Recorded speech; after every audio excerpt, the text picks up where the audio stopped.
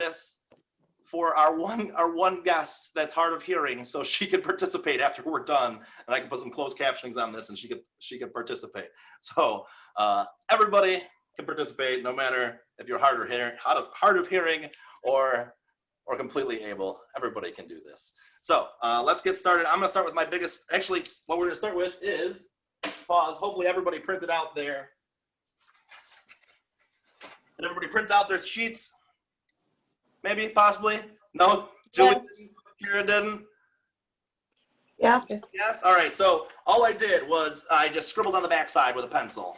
If you want to, like, not overdo it, you don't have to go all corner to corner. If you want to, like, hold it up to a light, kind of trace out the border where you need to do it, and just scribble it in with a pencil. I have all sorts of tools around here somewhere. So we're going to do the truck first. Kara disappeared. I'm assuming she went to go print. But we're going to do the truck first. We're going to tape that to the middle of our 16 by 20, approximately the middle. I'm going to offset it just a little bit. I'm going to skew it just so it looks like it's driving. You can see the example that I did in the background here. That example was done on a 20 by 24. That's why there's that weird border around it.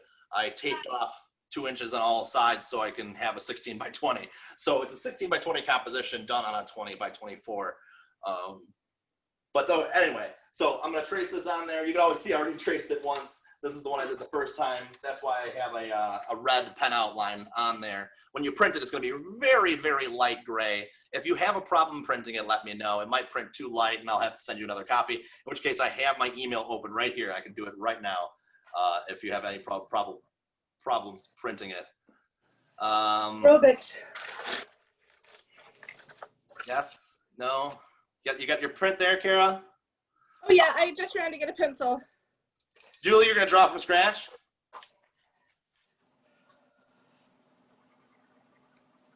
Do I really need it? I mean, we could. If you feel like you, Maybe I can. if you're up to drawing this, you could draw it. I would start. I don't know if I can see it from there. Did you get the email in the print? Email. I think Kaylee can print it. Good at that stuff. I guess we're gonna. Good luck. Yeah, because it's kind of a challenge to draw this Chevy truck, and if you want it to look somewhat accurate, I'm printing it and tracing it. Okay, we're gonna print it. The gnomes, on the other hand, I mean, the gnomes you could do freehand because nobody really knows what a gnome looks like. So, you know, you could have fun and make that cartoony and more of your own. But I think the truck is, I don't know, make it look like the old Chevy. You kind of want that official look. Okay. Chevy. All right. I kind of want to draw it along with you now that I know that you don't have the printout. So we're going to tape it here. We're going to put it askew a little bit. Are you letting people in? Go ahead. Let some people in. 2 more people are entering here. So you just color the whole backside with a pencil? Yeah, I just colored the backside with a pencil. Use like the edge of the pencil, just kind of shade that whole thing in there. And while you guys are shading, I'm just going to test my camera here to see if I can switch cameras to see if it actually works today. Gonna work? Oh, wow, look at that. All right. All right, all right. So you can see the first time I traced it, I did it with a red pen over the top of it, over the top of that gray printout, so I could see my line. This time I'm going to do it with a blue pen so I can see where I traced. And I'm going to go ahead and trace that. And there we go. We've got another guest. Hello, Mr. Rambert. Can you hear me? It sounds like you can hear me, but I can't hear you, which is all good. It's good to see you. Are you ready? I'm going to have to ask him to unmute. There we go. Ask to unmute. I'm going to mute the people that aren't muted just so we don't echo too much. But then we got Susan. Susan's coming in. Susan, are you there? Yeah, yes, I'm here. Can you hear me? Awesome. Yes, I can. We almost have all our guests. We're just getting started. All I've done so far is asked everybody to print out that template to trace, and we're all starting to trace. Grandpa Jim. Yes. Print it out? No, I'm here. Did you get that printed out? Yes. Awesome. You got it taped to your canvas? Not yet. Not yet. All right. Is everybody else ready to rock? Everybody else is tracing. I can see Elena getting hard to work over there. She's doing it. But is everybody else tracing, doing their thing? Sarah, you got everything printed out, getting ready, doing it? All I'm right. working on it. My little cheat here is I'm going to take this off the canvas, off the easel here for a second. Let's switch back. All right. And, you know, I was going to say while we're recording here, if any of you wanted to chat, you can always ask a question or something in the chat window if you don't feel like unmuting yourself and you just want to Hi, type it Dan. out. So I happen to have found a book in my house that is almost exactly the size of the wood of the canvas. So that helps me from denting my canvas too much when I'm tracing it. You can always avoid that. You can always just not press too hard, but I like to lay my hand on a little bit while I'm tracing. So I just put that book underneath that, and I don't have to worry about denting my canvas. That's a little cheat for you guys. So remember that little cheat. I'm just gonna trace my, of course my pen's not working, but it doesn't even need to work because I'm just going over these lines and transferring them onto my canvas real quick. I'm gonna try to do mine as quickly as possible just for the sakes of class. Might be a little sloppy, but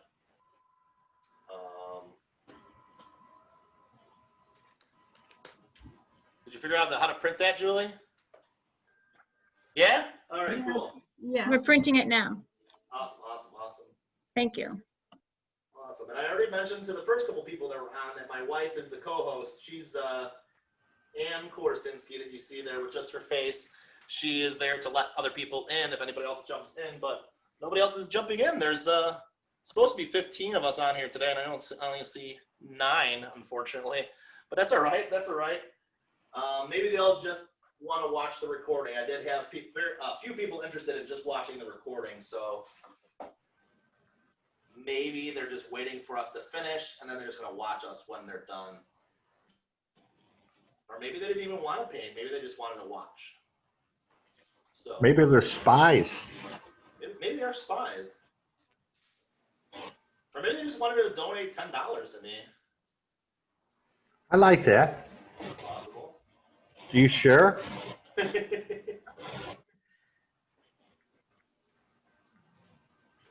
go. I got my Oh, I messed so up. I'm just really quick transferring this onto my canvas.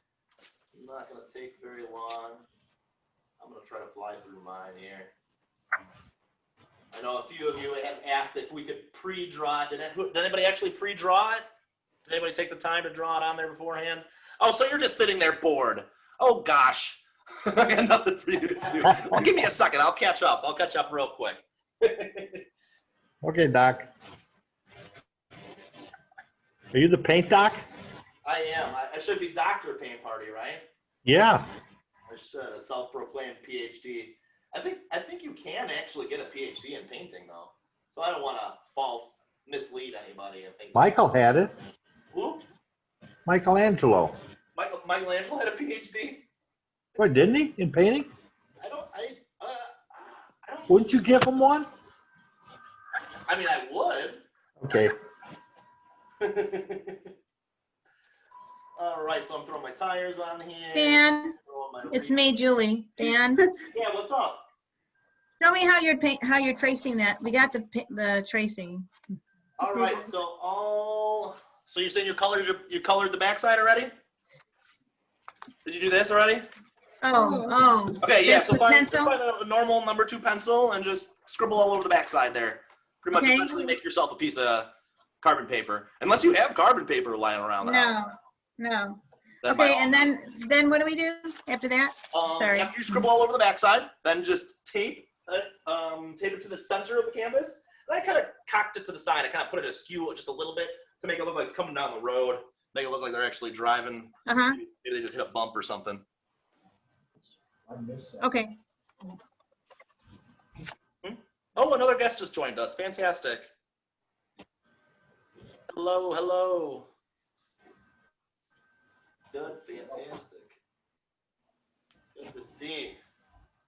I know sometimes it's hard to get used to all this technology, but I'm glad we got another user, Sandy. Can you hear me, Sandy? Can you see me? Oh, I'm going to do it this way, too. Connecting, it says our audio is connecting. Okay.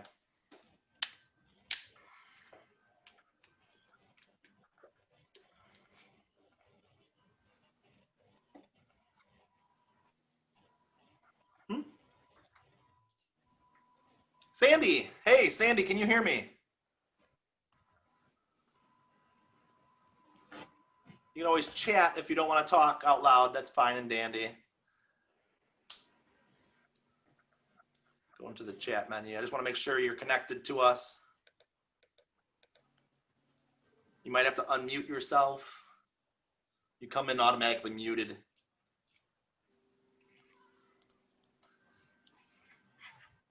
Hopefully. Just shout out at me as soon as you get that figured out. I'll get you caught up to where we're at. I think Sandy might have been one of the people that asked if she could trace it on beforehand.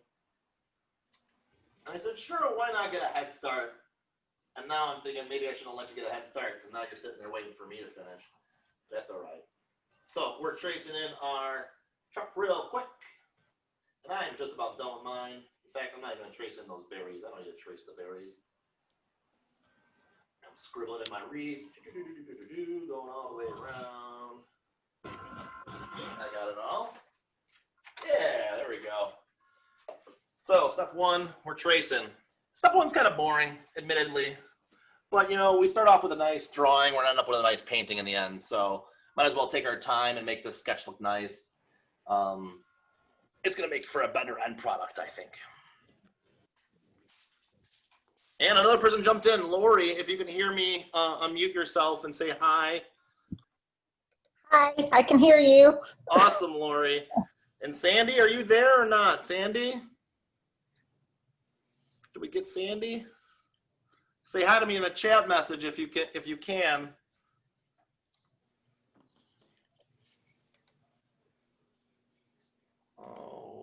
Oh dear, I don't hear anybody. Lori, is it okay if your voice and or face is recorded during this Zoom meeting? Yes. All right, fantastic. Did I ask everybody else that already? No. No? Yes.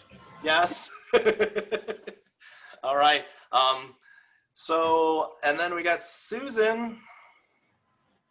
Did I ask you that already? What was the question? I had a call. Is it okay come if in. your voice and or face is recorded so that people that missed it can participate afterwards? Say that again. If what? Is it right if your voice is recorded during this event? Because I hope to put it on YouTube after the fact for the people that either missed it or the one person that contacted me that was hard of hearing that wants to watch it with closed caption after we were finished. Oh, I see what you're saying. Yes, no problem. Okay. Otherwise, I have to do a whole lot of editing people's voices and faces out. But okay, so here is where I'm at so far. I traced the truck, and now I'm going to trace my gnomes. Feel free to be creative and draw your own gnomes in this step. If you want your gnomes to look unique and your own. The printout should be in proportion to where they kind of line up perfectly with your car. The right size and shape and everything. But like if you want to draw it yourself, give them a bigger nose or give them some googly eyes or maybe make their beards all different than the way I drew them. Feel free. I'd love for you to have your own interpretation, your own little spin on it. Or if you just want to like change their hats a little bit or give them a scarf or just something different than what I did. But you can see I got 3 guys here, all in kind of different positions. You probably could use your best judgment to figure out where to put them. This guy's going to go on the left. This guy's going to be hanging out the driver's side. And this guy's hanging out on top. There's only 1 tree in my example, you'll notice. But in my finished product, I ended up with 3 trees. I just ended up painting too much green, so it ended up being 3 trees. So if you paint I thought maybe they grew. you can do that too. Yeah, they could have grew up on top. But if you end up painting too much green, just make it 3 trees. So I'm going to go ahead and start tracing these little gremlins on there. I'm going to do the same method that I did before, where I'm laying it down.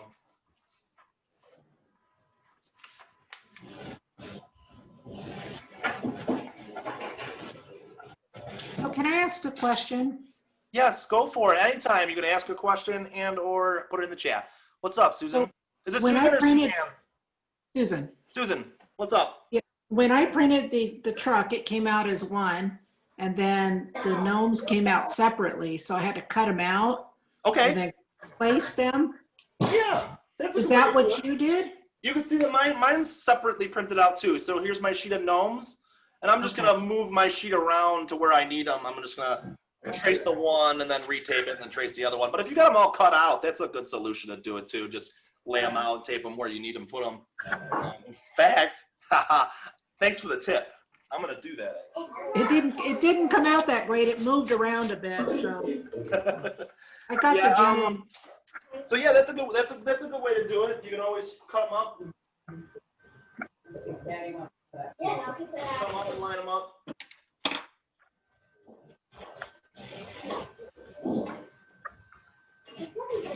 I'm going to quickly trace these guys. Again, the monotonous part, but you know what? It's a good thing we got the monotonous part in the beginning because it gives all the guests a chance to log in, I guess, before I really start the hard work and the painting. So let's get these guys all drawn in here. And they're actually not even going to be painted for the first step. We're going to be painting all the background first. And then we'll move on to the first layer of the truck. We'll probably give it a second to dry. We will be taking a couple little breaks, a couple little 5-minute breaks, little drying breaks, and a bathroom break or a drink break or whatever you want to call it. Who's supplying the wine? Who's supplying the wine? Well, you are if you're at home. Yeah, I guess so. I will encourage a glass or two if you'd like to partake. I don't want to get too sloshy, so I'm not going to partake this evening. I don't want to get slurry. You guys need to be able to hear me well online. I need to be able to enunciate. I'll probably have a glass afterwards, but if you want to, feel free.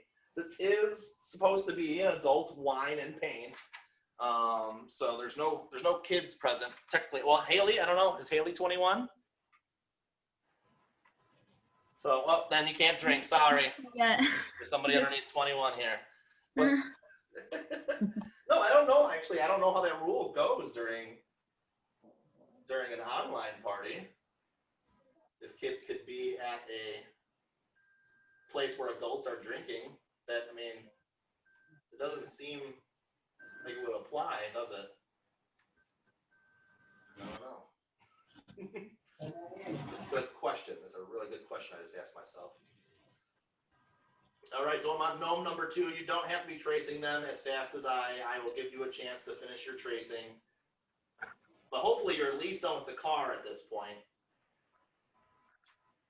You can always catch up. I scheduled this meeting for 2.5 hours, just in case anybody wants to hang out a little later with me and stay and paint, and if we go over time, or if you do need more instruction afterwards, you can. I always try to make myself available for my students. So if you want to email me, or we can do another little Zoom meeting, or if everybody ends up not finishing, then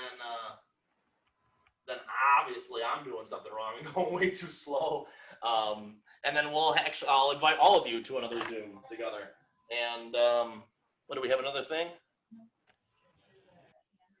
Oh, a hand raised. Susan, is your hand still raised? Do you have another question? Or is that something? What does that hand mean? There's like a hand raised. Are you Do we just trace this scribbling? one? What is that? Did you just print something way too large? No, it's small. What's going on there? Are you just gonna paint over the top of that? Are you being silly? I can't tell if you're being silly or serious. Do you have a canvas?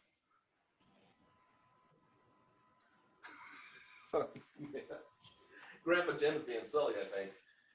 No, I just want to know, are we going to trace this?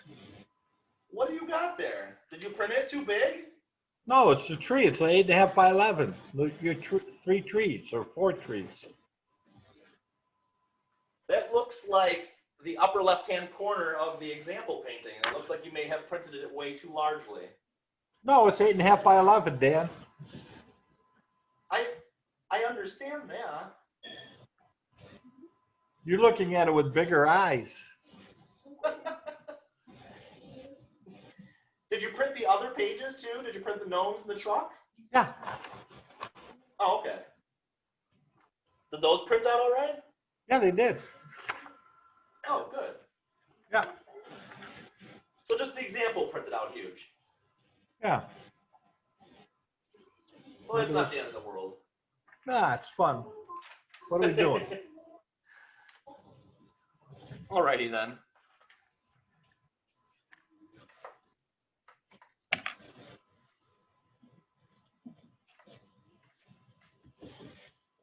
All right, I'm on my last elf here. You got elves? I got gnomes. Gnomes. Oh, that's right. They're gnomes, not elves. You know, it's easy to confuse them. But gnomes clearly have a different job. Yes, they do. The gnomes have to chop down the trees. Scare the hell out of you. They'll scare the hell out of you. All right, so I have got mine traced. I am going to wait a minute until everybody has their traced so we can start this painting.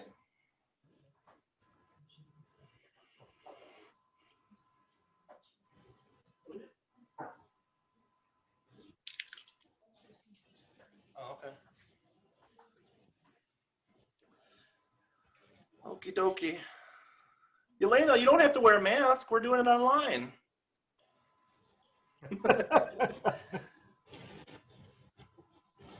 Alrighty, so we're gonna start painting. Everybody's got their paint ready? Yeah, almost. Does everybody have their drawing done? Yeah. No. All right, we're still working. I'm gonna give you a few more minutes.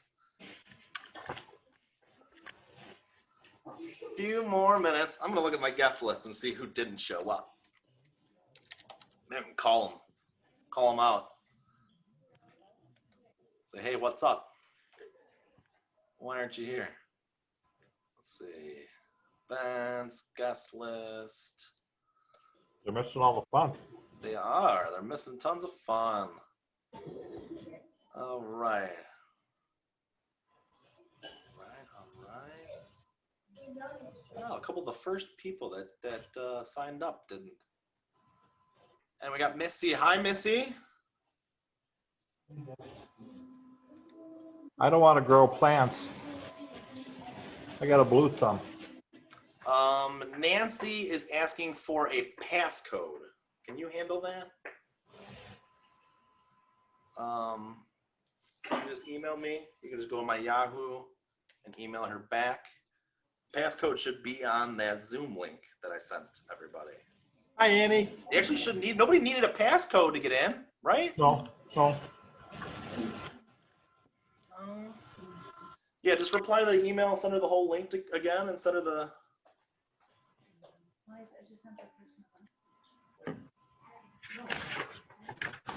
No.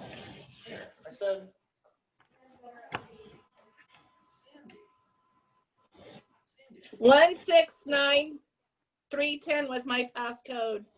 169310. Thank you. You're welcome.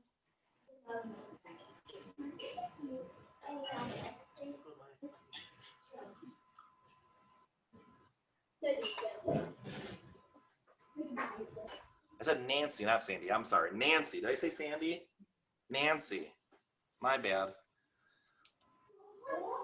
For the people that have their videos off, do you have your thing all drawn out? Can we start painting? How far away? How much time do you need? Do we got an estimate?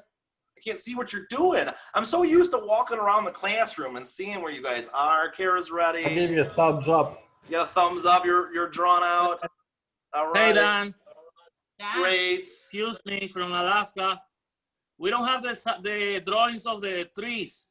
We don't The have trees. No, we're gonna do that entirely with paint. Oh, Okay. Ah, pero para el señor sabe. Fantastic. Susan, hi. How are you?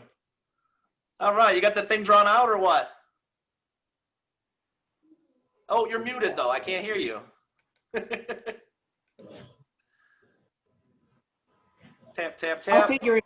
Yes, I do as much as I can. All right, cool. I mean, as long as we got the basic outline, I look like I think I drew mine way too high, so my guys just hit a bump. They're going off a little bit, but you know, as long as you got the semblance of where to start and where to leave a blank spot for where your truck is going to be and where your elves are going to be, I think we can get started.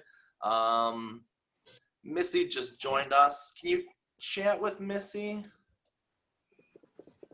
and ask her if she's? Oh, you're busy. You're trying to email this other person. I've got my wife busy next to me, emailing people that can't get in. Is that the elf? Did you email back Nancy? Here, let me take care of Nancy. Can you text Missy? She's in the meeting right now. Can you ask her if she can hear me? Or if she could see me, I should say.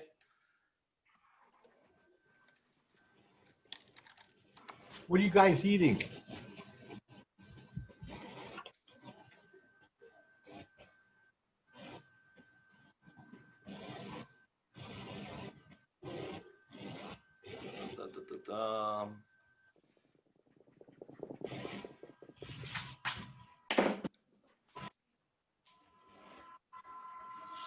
Okay. Well, I guess we're just going to start paying. You guys drawn out? Sarah, are you done? Ta-da! All right, I can't see anything. It turned out just white. Who else didn't I ask? Missy, Sandy, Lori, are you guys done? I'm ready. Lori's done. Missy? Yeah. Missy, Sandy? If you want to chat me, Lori. Okay, we're done, Lori. You got it. Sandy says, yes, awesome. Sandy, great. And see, Sandy's not Nancy. We got confused there. I said Sandy and not Nancy. Nancy's the one that can't get in. Did you email her back or no? All right, let me email her back really quick before we start so she can get in. Oh my goodness. We don't want somebody to miss out. Sorry, guys. Pardon the pause for just 1 minute because I don't want somebody not to be able to get in. So I'm going to send this link to them again. I was nervous that this was going to happen, that everybody couldn't get in. Here's the meeting passcode. It's clear as day on there. Passcode. There we go. And I'm just going to send that again to her. So that's sent. Hopefully she gets in. We'll see Nancy pop up here in a second. Okay, so I have got my palette. I have got some paint. Let's get painting. We're half an hour in. It's time to start painting. A Mr. Paint Party after all, not Mr. Drawing Party. We can't be drawing this whole time. So I'm going to do a glob of white to get started, if it'll come out of my tube. Obviously, you guys aren't using quart-sized containers here. These are left over from, obviously, my in-person social paint parties. Lots of brands to choose from. I use Blick paint, but I am not affiliated with them whatsoever. Unless somebody knows somebody that works for Blick, they can write me a paycheck if they want to. And so we're going to go with some green. Does everybody have green, or do we need to make green? Does anybody not know how to make green? I hope you know how to make green. Green is yellow and blue. Typically, you're going to use a lot more yellow than blue. In fact, I'm going to put yellow and blue on my palette as well, just so I have other greens other than the green straight from the tube. Sometimes green straight from the tube looks like Crayola green, and that's not really the green that we want. I also have two different blues. I don't know what kind of blue you guys are. Another hard part to do with the online painting, because I'm used to having that control of having everybody have the same brand, the same colors of paint. But we're all going to have slightly different paints and slightly different greens and slightly different blues. So everybody's going to have slightly different results, but I guess that's the nature of art, isn't it? So But you'll have even more different results than when you do in person. So it might be more fun that way. right, we're going to have a wide variety, a huge variety. And a brush. So to start with a brush, I don't just use a dry brush. You want to get your brush wet first. Always get your brush wet first and then kind of wring it out on a paper towel. You guys all got some paper towels too handy. Who doesn't have a paper towel handy? That's kind of a necessary tool. If you don't have a paper towel, get up and grab yourself a paper towel because we're definitely going to need it. This brush that I have actually is a rather cheap brush, but it's been used and abused. I can tell it's got some caking of different colors here. But as long as your brush, when you get it wet and squeeze it out, that it still comes to a nice tip like that. Look how nice that turned out. Look how wide of a brush that is. But if I hold it on its side, ding, I could use it as like a detail brush if I were to use it in a corner. And that's how you know your brush is still good. If it still comes to a nice point like that, it's still usable and ready to go. We are going to start with the furthest thing in the background, which is our sky. We're going to start off nice and easy with some sky blue. I'm going to start off with a lot of white. you guys see my palette good? Let's try to get this on camera good here. I'm gonna start off with a lot of white and just a dab, just a dash of blue. It's just gonna instantly get absorbed in that pile of white. Oops, I touched my green. Already happy accidents, look at that. I touched my green, I'm gonna add a little more blue to compensate. So my sky is gonna have a hint of green in it. But I'm gonna go with it. And I'm gonna fill in where I think the sky should be. It's gonna come up to about there and go about there behind my truck. I'm gonna make it a little bit, the horizon line just a little bit lower than that. And I'm gonna start filling in that sky. I do not want the whole sky to be one color. As your brush runs out of that color, mix a slightly different variation of that color and fill in more of that sky. I don't want that sky to be completely flat with one color. I want to have some vague semblances of clouds and stuff in there. If you want to just grab some white on your brush as you're painting and mix that in, it'll just kind of flow naturally with those Making a super light mess. blues that you've got going on. And we're just going to kind of fill in that sky. And as Hey, I'm going Dan, can you across- change the camera so we can see what you're doing? Yes, I will absolutely. Please, let's just jump in and shout out when you want me to flip-flop, because you don't need to see my backside. You need That's to for see sure. this. So let's put this. It needs to go. Let's get as close as possible with that. Get a little drop shadow for myself. Hopefully we can focus there. Focus. There we go. Now you can kind of see better what I'm going to be doing here. You know, I tried to get as high a res of a camera as I could, and it still doesn't seem to be sufficient. I need like an 8K camera, or 10K, or 100K, or whatever. I just gotta keep going with the Ks. Because 4K doesn't seem to be sufficient. So as you can see, my blues are dramatically different from the one part of the sky to the next, but I'm going to blend the two of them together with some light brush strokes. You'll notice that the lighter you press down with pressure on your brush, the more they kind of blend together. So if you press down aggressively, it's going to ooze out that color that's in your brush. But if you push really lightly, it kind of blends the existing colors that you have on your canvas. So if you have two different colors next to each other, going really gently, really lightly with the tip of your brush is going to help blend those two colors together. Now I'm noticing one problem that I don't know if everybody has the same problem across the country, depending on your humidity level of where you're at. But my paints are getting extremely dry, extremely fast. To remedy this problem, I use a spritzer bottle full of water. So if you've got a spare spritzer bottle, I'm not saying jump up right now and find yourself a spare spritzer bottle, but an old Windex bottle, make sure it's rinsed out really, really good, and fill it up with water, and you can use that to kind of moisten your palette as you're going along so it doesn't completely dry out on you as you're working. You can like increase the longevity of the time that you have with a color before it completely dries out on you. Now that blue that I just made is way darker than the rest. That's all right. I'm doing light brush strokes and blending that together with that previous blue that I made. Not really worrying about too much about the direction of my brush, kind of just scuttling around, going all different directions. You can see that I'm painting downward strokes, upward strokes, strokes to the left, strokes to the right. And that helps kind of blend it all together in a somewhat impressionistic style.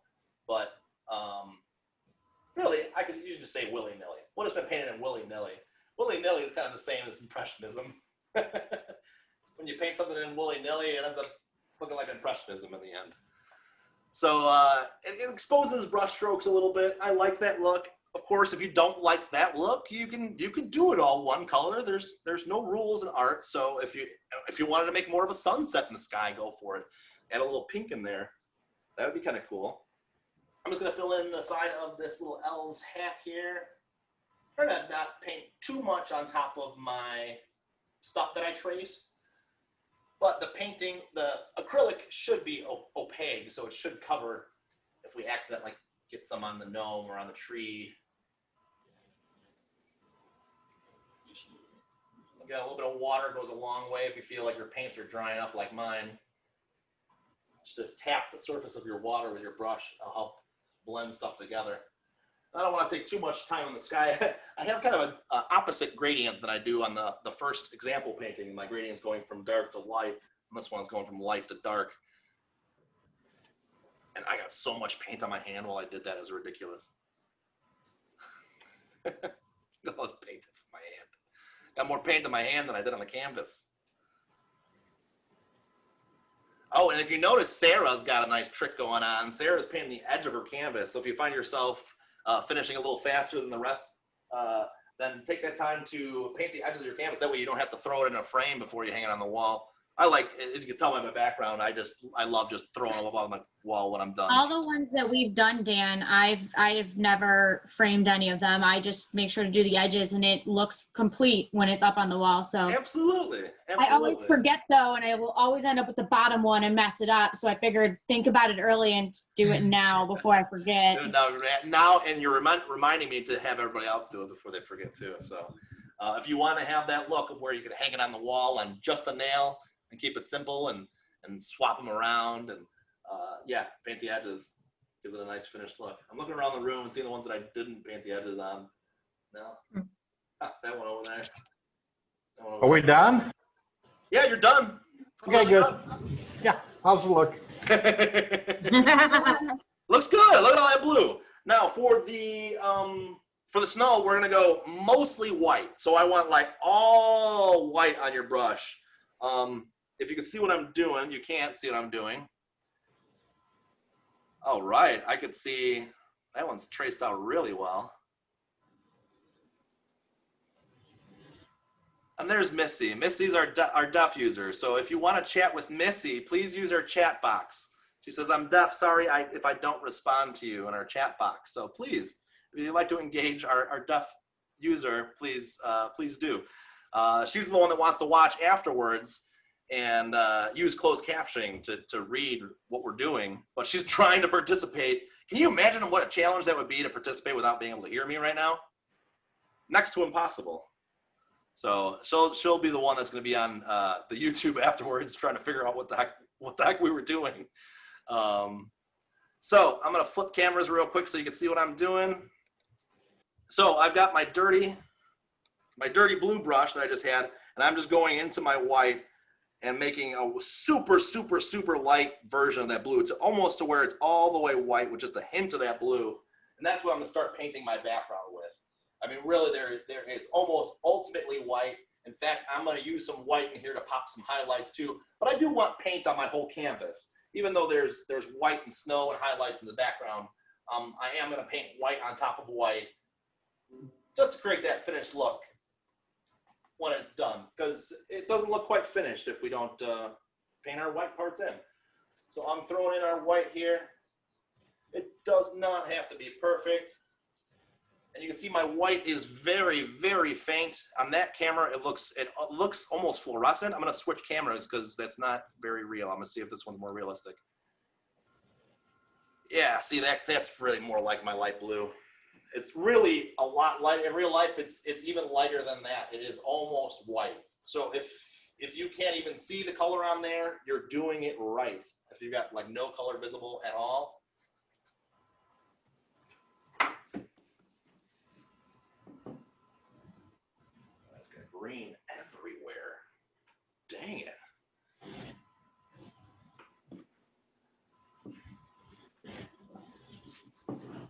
Can you send a message to Missy and let her know that we saw her chat message?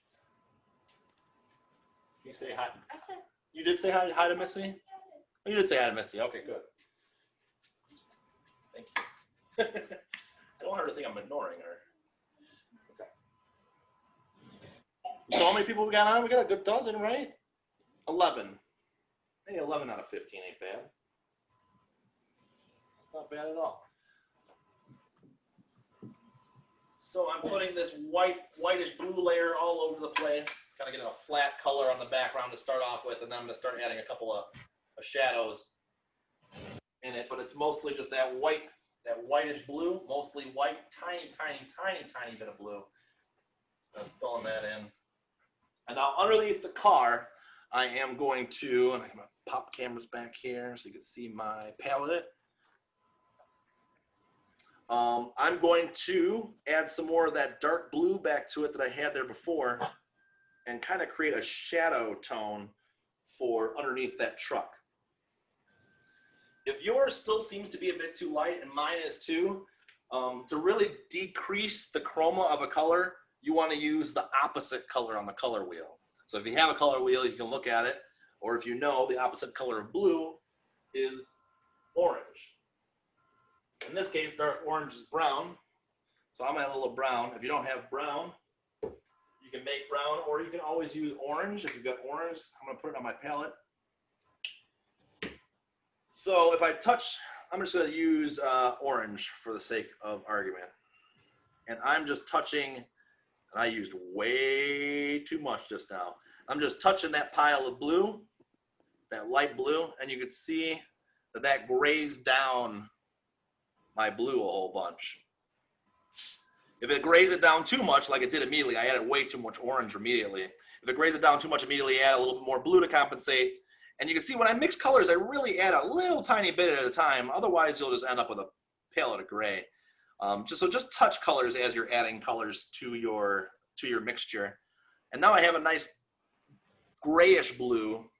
Man, this color does not end up accurate. Oh, if I pull it really close to the camera, it is. Look at that. Okay, so there's my grayish blue. Maybe it's even a little more gray than blue. And it's mirrored image too. Man, it's hard to show you. Well, there's the color I got. It almost looks like a shadow on my palette, but that's what I want. It's a shadow on a white is essentially what I'm going for. So that's my shadow color that I'm gonna use underneath my truck just to create a little bit of depth where they're driving. Just a little bit. Mine turned out a little more purpler than I wanted. But the color on the camera is not accurate anyway, so I guess it doesn't really matter. And I suppose the way the example that I gave you, it depends on your monitor's chroma, how it looks, and when you print it, it depends on your printer's color and how it looks. So nobody really knows what the example looks like. Ooh, did we get somebody else? Somebody else got in? Nancy got in. Hi, Nancy. All right. Hi, Nancy. Fantastic. See, it's a good thing we're going slow and steady. We haven't gotten that far without Nancy. She's still connecting to her audio. That's fantastic, though. It's 12 out of 15. That's almost everybody. Hi, Nancy. You're muted right now. Did you happen to draw it first? Hopefully you did. You did! Hey, all right. You're still muted, by the way. But if you want to, feel free to put a chat in the comment or unmute yourself at any time if you want to jump in and ask a question. We haven't got very far in the painting part of it, so I guess you came in at a perfect time. All I've done so far is just painted a nice kind of gradient of light blue to another light blue on the other side, a slightly less light blue. And then I have a little bit of shadow underneath my truck. The rest of this is like a really, really, really faint whitish blue that I did. I just kind of did one layer of white blue over the whole thing. But again, I'm going to try to do my best to stay on track. And if we go a little long, I got the Zoom meeting going till 9:30. Hopefully that doesn't go past people's bedtimes. But if it does and you don't have enough time to finish, feel free to hit me up afterwards and we'll work something out. I'm a reasonable person. I hope you guys are mostly reasonable people, and we can come to a reasonable agreement of how we can finish the painting if you fall behind or you lose track or if your internet cuts out or your cat jumps on your painting or an earthquake happens. Some of you on the West Coast, that could happen. Oh my goodness. So dog eats it. The dog, right, the dog, the cat, the fish jumps out of the aquarium and right into your palate. Anything can happen. So, where was I? Where are you guys? How are you? We did shadow. Did you make it through this, what I got here so far? Yes? No? I can't tell. Usually I'm walking around the room seeing what everybody's doing, and I can't see what anybody's doing. I could tell Yelena is hard at work. Yelena has nonstop, just hitting the grind, just nonstop painting since we started. She is really animated about getting this gnome paint looking good. Is it looking good over there, Yelena? No? Yes? Yeah? Okay, good, good. Susan? You're working hard too. Yeah? Working out good? You got a nice brush. Oh no, Julie. Oh, I thought you were showing me a blank canvas there for a second. All right, good. So you still gotta do like the ground, the light blue in the ground here. Yeah, okay. Kara, how's it coming along? You look like you're a natural. You've done this before. Yeah, okay. Cool. Well, I hope to see some of your faces at my next one. I'm having another one of these painting parties next Friday, and I'm sure it'll go a lot more smoother than all the technical difficulties we had on this one. But next week we're painting Santa's Walk Home. I don't know if you saw it on my website. Go to mrpaintparty.com if you didn't see it yet. Or it's in the background back there. It's all the way on the right. Middle row, all the way on the right back there. Can you see it? Again, I need like 8K. I need 16K over here. So you can see all the little details. All right, so I'm not going to paint too much more. Maybe I'm going to just throw in a little bit of shadow over here where the trees are going to go. Just a little bit. It's that same color that I used for underneath the car here to add a little bit of depth. I'm going to add that same shadow color where my trees are going to be. And then I need to sip water because I'm parched.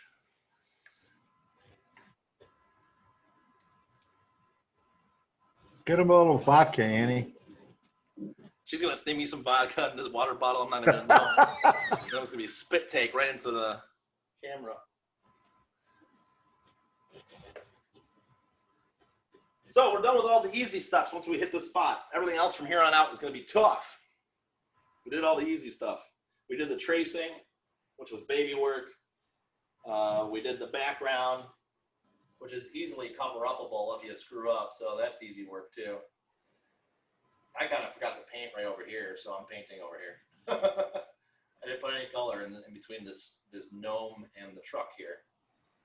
I was adding a little bit of color there. Where else did I miss? Right here. There we go. Let's pop back to that camera so you can see a close-up of what I got so far. Remember, stop me at any point in time if you got any questions whatsoever. Oh, it looks better on that camera. Isn't that funny? The lower resolution camera looks better on. I guess that's how it works. But the color is much more accurate on this camera, especially if I'm not standing in the shadow. There we go. You can see the variation of my blue is a lot more clear on this camera. And of course, you can see the done one to the right, so you can see how far we are from done. We are. And that's all right. We're making good progress. We're on schedule technically. Because the rest of the stuff is all small stuff. Small stuff is fast and easy. Even though it's difficult, it's fast and easy to paint in those little small details. The next thing we're gonna do is our first red layer. After that, we're gonna have like a 5-minute break. It'll be a good chance for the people that signed in late to catch back up. I'll stay back. I'll stay on. I'll be right here in the room. But it'll be like a 5-minute break of no instructions. So if you want to chat or ask me any questions, that would be the time. So we're gonna do our first red layer, then we're gonna let it dry, and then we're going to do the greens, the browns, and the darkest darks that we have in our canvas. Are we going to use the red solid, or are we going to add color to it? You know, the red, we're actually going to water it down quite a bit. We're going to water it down to the point where it's almost a watercolor paint for that first layer of red. Okay.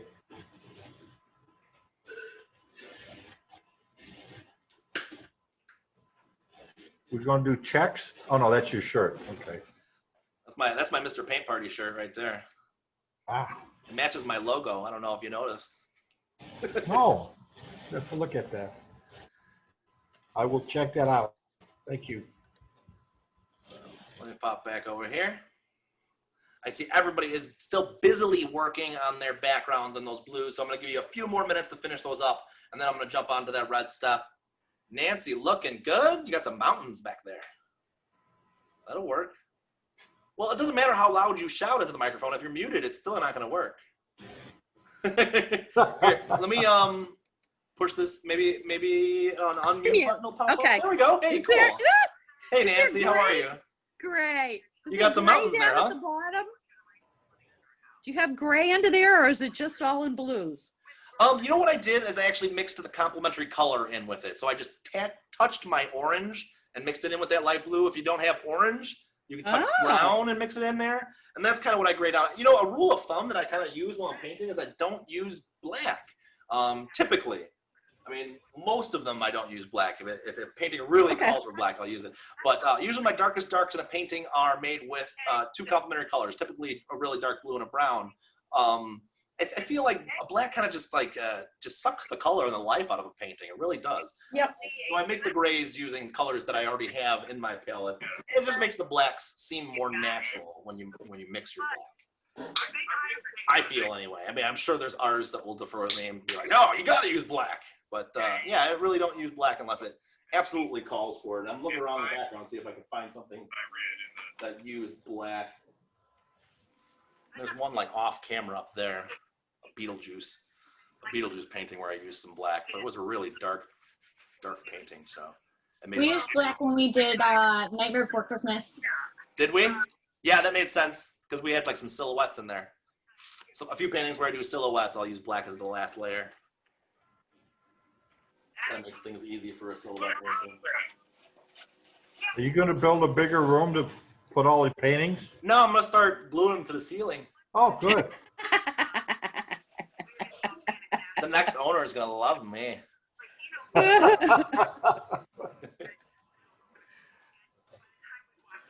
All right, so before my brush completely dries out, if this is your first time painting, is this anybody's first time painting? All right, we do have a noob. A couple of noobs. All right, fantastic. So to rinse off your brush, before mine completely dries out to a crisp over here, that's the last thing you want to do with acrylic paint, because once your brush dries to a crisp, you might as well throw it in the garbage. But while it's still got a little bit of moisture, they usually are rescuable. So when I clean my brush, I just, with a little bit of pressure, I'm pretty much like painting the bottom of my cup is how I explain it. That's how I rinse off my brush. So I'm painting the bottom of my cup, kind of going different directions with it. That way I get most of that paint off of there, out of the barrel. Mine's gonna need another rinse actually. This one's got some, I told you this was an old brush. This has got a lot of use to it actually. And this is a cheap brush. So you should be able to use your brushes more than once, unless they're from the dollar store. Some of those dollar store brushes don't even last one use. Well, the bristles will start falling out. But these are just cheap Crafter's Choice, Royal and Langnickel. That's a known name brand of brushes, but this is their like cheap economy kind, and I think this was like $1 a brush or $2 a brush. If you're paying more than that, usually the bristles are made out of some animal hair, and so I mean, if you're into preserving endangered species and all that, you might not want to use real animal hair, but the brushes I prefer, and this is on my website too, are golden Taklon brushes. So they're synthetic hairs. They're long lasting. Like I said, this is a brush that's been used and abused probably for like 3 or 4 paint parties, and it's still got that spring, and it still comes to a nice tip after all that. Oh, popcorn. You're not going to share? Come on. Well, I wouldn't share the wine, so you can't share the popcorn. What are you going to do? So I got a nice clean brush here ready for my next step, which is going to be red. And as you can see, I got a mess of a palette already. I always use more than one palette or more than one plate while I'm painting. The more room, the merrier. And this is where it comes to be a problem when I'm painting with a group, but I don't have to supply you with palettes, so you could use as many of your plates as you want to. I got a whole package of plates I could bust open here, all for myself, and I don't even have to share. I need more real estate, though. You can see that I used up all my little spots just about on that plate, and the middle of it is all cluttered, and I want to have some room for my red. So I got fire red. I want fire red. I've also got, oh, it's fire red too. Yeah, tube of red. I hope you guys all have good reds. We're about to find out in a second, though. I got scarlet. We're going to find out if scarlet's good for you. So, I got a little dollop of red. And what I'm going to do is I'm going to water this down. And remember I said earlier, actually, some of you might not remember because you weren't all on when I said it, I don't think. But I got 2 cups of water. My one's like my dirty cup of water, and my one's my clean cup of water. This is where I want my clean cup of water. I'm going to use that clean water to water down my red. And you can see if I add too much water, it kind of just starts flowing everywhere and doesn't really have any opacity to it.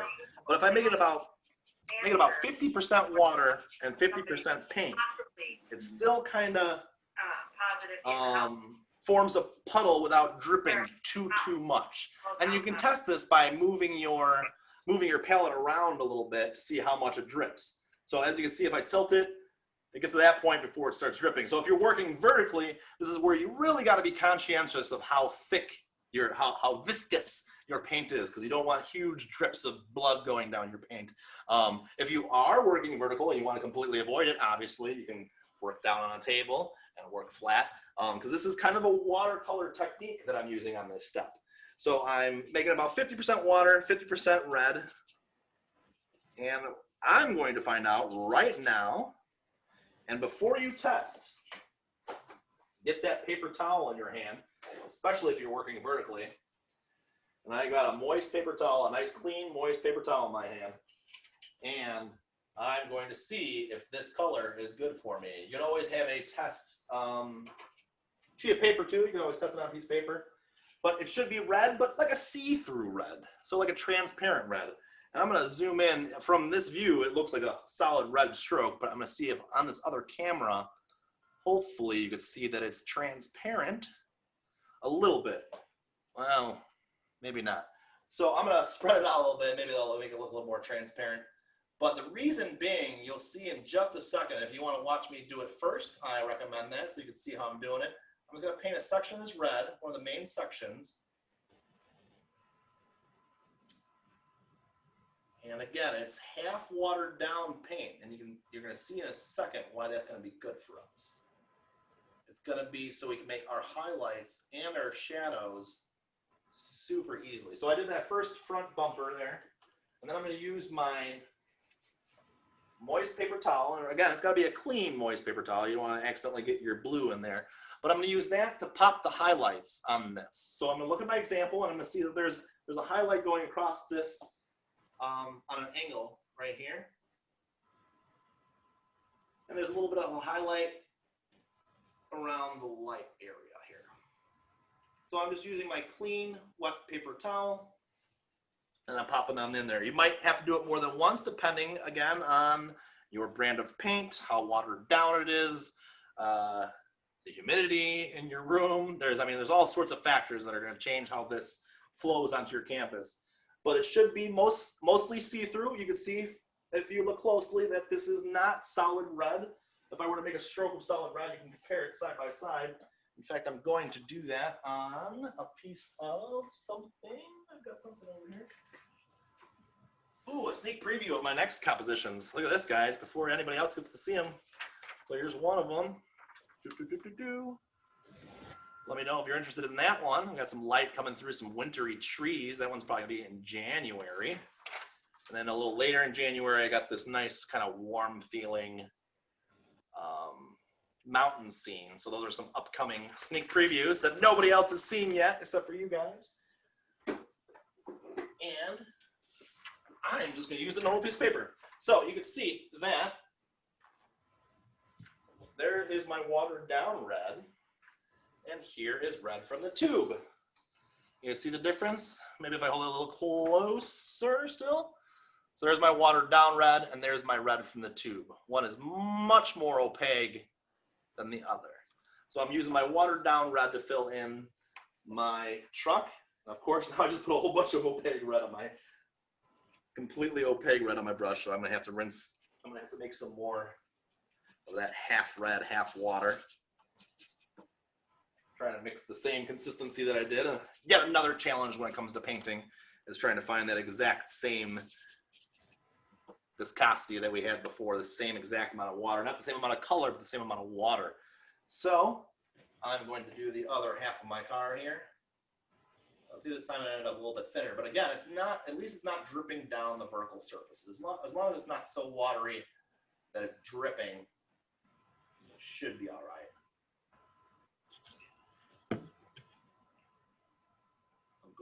Carefully going around my headlights. I don't want too much red on my headlights. And this gnome, can you believe where this gnome ended up? How do I make it more rusty, not pinky? Oh my goodness, that is a good question because, you know, mine does look kind of naturally rusty. And I think that's because I'm using lower grade economy paint, so it naturally looks a little bit more rusty. But I would recommend either putting the complementary color, which would be a very, very small touch of green in there, and that'll just tone down the red so it's not so dang pink. Or if you got brown hanging around, you can just throw a touch of brown in there, and that'll, if you still have some brown from, I don't know what you used in the previous step, if you use brown or orange or whatever, if you got any of that lying around, you can always tone it down with some of that, some orange or brown too. So I take it your red is like really chromatic, huh? Your red is really pink.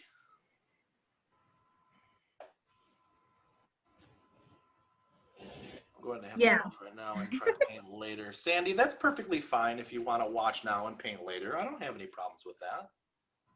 I mentioned to everybody, and I don't know if you heard it, but I am recording this. There's another user on here right now, Missy, who is deaf, who can't hear a dang thing I'm saying. So she has to kind of wait until we're done and watch the recording because YouTube's going to add the auto-generated closed captioning on there for her. And that's the only way she's going to be able to figure it out. So if you think you're having a hard time because of the angle of your computer, imagine if you were deaf. I mean, I can't even imagine how anybody would follow along. But I can't wait to see what she comes up with. That's for dang sure. All right, so I'm waiting way too long. My red's probably dry on here, but I gotta pop a highlight. This highlight on the left side is gonna be a little bigger. I waited way too long, so I actually have to scrub a little bit to get it off. Unfortunately, if you waited as long as I did, you're gonna have to scrub a little bit too. Whoops. And you can see how dry it is in here, how fast that paint dried. My problem is, look at my note where my gnome ended up. Can you guys see that my gnome ended up right on top of the car? So I gotta decide if he's going behind or in front of the vehicle. That kind of stinks. I think he's gonna go behind. So I'm gonna use some of my opaque red to cover up there. Hopefully you didn't have that same problem I did, but I'm gonna use my opaque red right here. We're gonna get this dark red in the next step, or I should say when we do the next stage of red. So I don't feel bad that I have to cover that up a little bit with some dark red. It'll end up blending in the end. There we go. That's where my other gnome's gonna be. He's gonna be behind the car there, not in front of the car there. I'm gonna finish up by doing the top part of the car, the roof of the car. And I just dirtied my clean water. That was my clean water. No. That's right, I'll fix it during break. We're gonna take a 5-minute break after this red step because this fluttering red needs to dry. But as you see, it's not gonna take very long. It didn't take very long for mine to dry. What was that, 3 minutes? So, the roof. They're watered down red. Please don't drip, don't drip, don't drip. But again, I have my wet clean paper towel in my other hand, just in case it does drip. It is there ready to go. Also notice that I am still using that same brush, that same big, wide, stupid brush that I probably should not be using for this step. I recommend you switch brushes whenever you feel comfortable. I am incredibly used to painting with this wide 3/4 inch brush though. It is kind of like what I learned most with when I was in college. So I feel like I could do a whole painting with just one brush. But if you feel like you need to have a smaller brush to do this part, then feel free. So what I'm doing right now is, I don't know if the same thing is happening to you, but my paint is dripping a little too much. I'm gonna push this a little closer to you guys here. Let's see. It's a little close. So the edges of it are accumulating a little bit too much paint. So what I'm doing is I'm just like kind of drying my brush off. And this is a watercolor technique, by the way. Drying my brush off completely and using that to absorb some of the extra water that's on the edge. It looks like it's gonna drip in like 5 seconds. So I'm just kind of preventing that from happening by absorbing. Is my easel moving by itself? There it goes, okay. We're settled now. Just absorbing a little bit of that extra moisture on there so it doesn't end up dripping down the surface of my canvas. And I realize obviously I got a big red splotch there, but I'm gonna end up blending that in with our next layer of red. So I'm gonna let you guys finish that first layer of red. Is anybody having a hard time with that first layer of red? You're having some issues over there? What issues you're experiencing? What can I help you with? Anything? Can I help you? Should I just run over to your house and help you? You do it for me? Yeah. Now James here, he's actually local. He's actually like 2.5 blocks away from me, so I actually probably could run to his house and help him out. However, Yelena's on her own. Yelena's all the way in Alaska, so I definitely can't help her out. Nancy, where are you from? You gotta unmute yourself again. Sorry. I had to read your lip. You said Massachusetts. Yep, sweet. Massachusetts. That's so cool that we're all over there because I mean, I love spreading the joy of painting, especially to people that want to have. I mean, when I originally started doing Mr. Paint Party, it was kind of targeted towards wine and paint. It was kind of targeted towards alcoholics, to be honest. It was like a wine and paint thing. It was something to do while you're getting drunk with your friends. I mean, honestly, that's what it was. And that's how we started.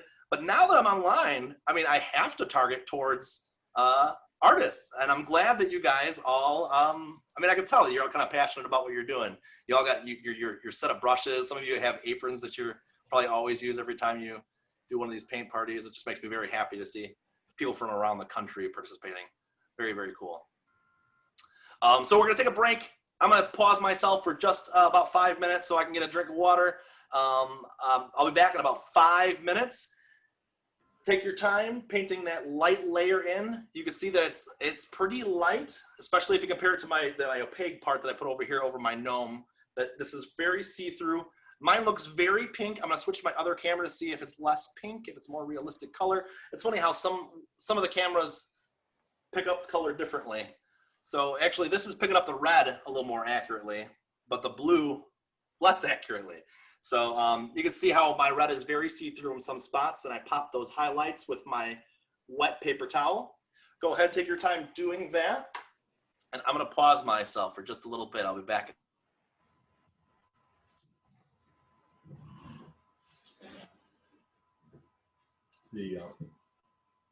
With the water things on this, I have a hole in my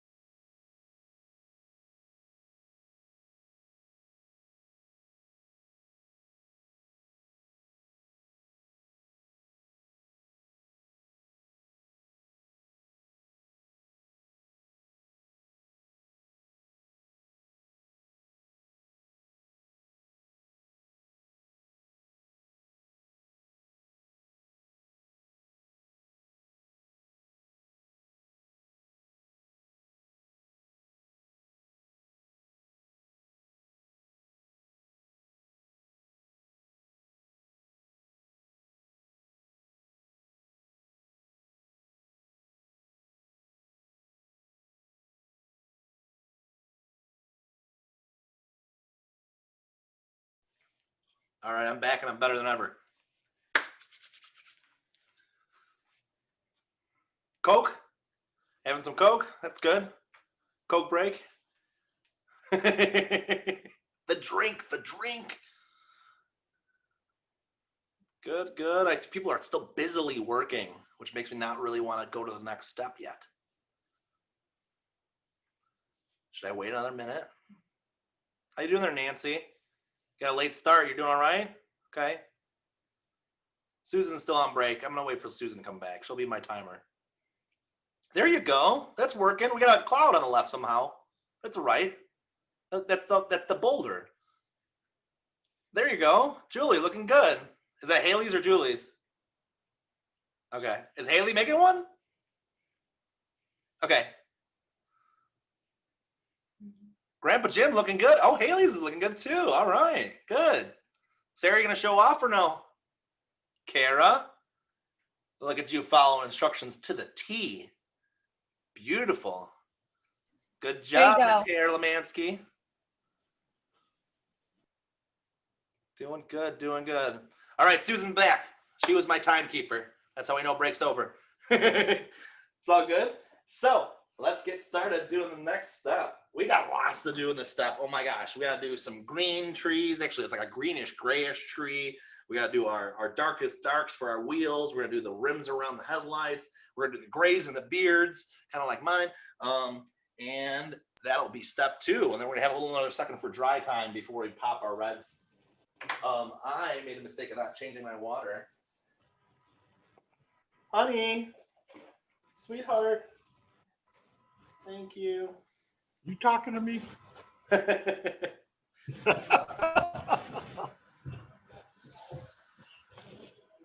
takes a great woman. It really does. Yes, it does.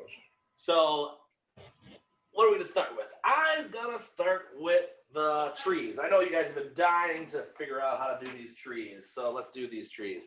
I've got my palette back with my cool colors. I'm leaving my red palette over there. We're gonna make a muted green. I'm going to use not the green from the tube. If you'd like to use green from the tube, go for it, but you're probably gonna have to mix it with some other colors anyway. So I'm starting with straight yellow. I'm loading my brush with just yellow. Then I'm adding a little touch of blue. It's about that ratio.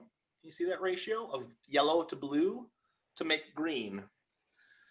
So you'll notice immediately how different, if you've got tube green on your palette, how different a mixed green looks comparatively to a pre-made green. A mixed green has much less chroma and is much more natural of a color. Tube green is usually more Crayola-esque, where it's almost an unnatural green, where you want to add some yellow and some white to it to kind of tone it down to make it look a little bit more natural. That's why I'm always mixing my own green when it comes to foliage. And in this case, we're painting some foliage, so I mix my own green.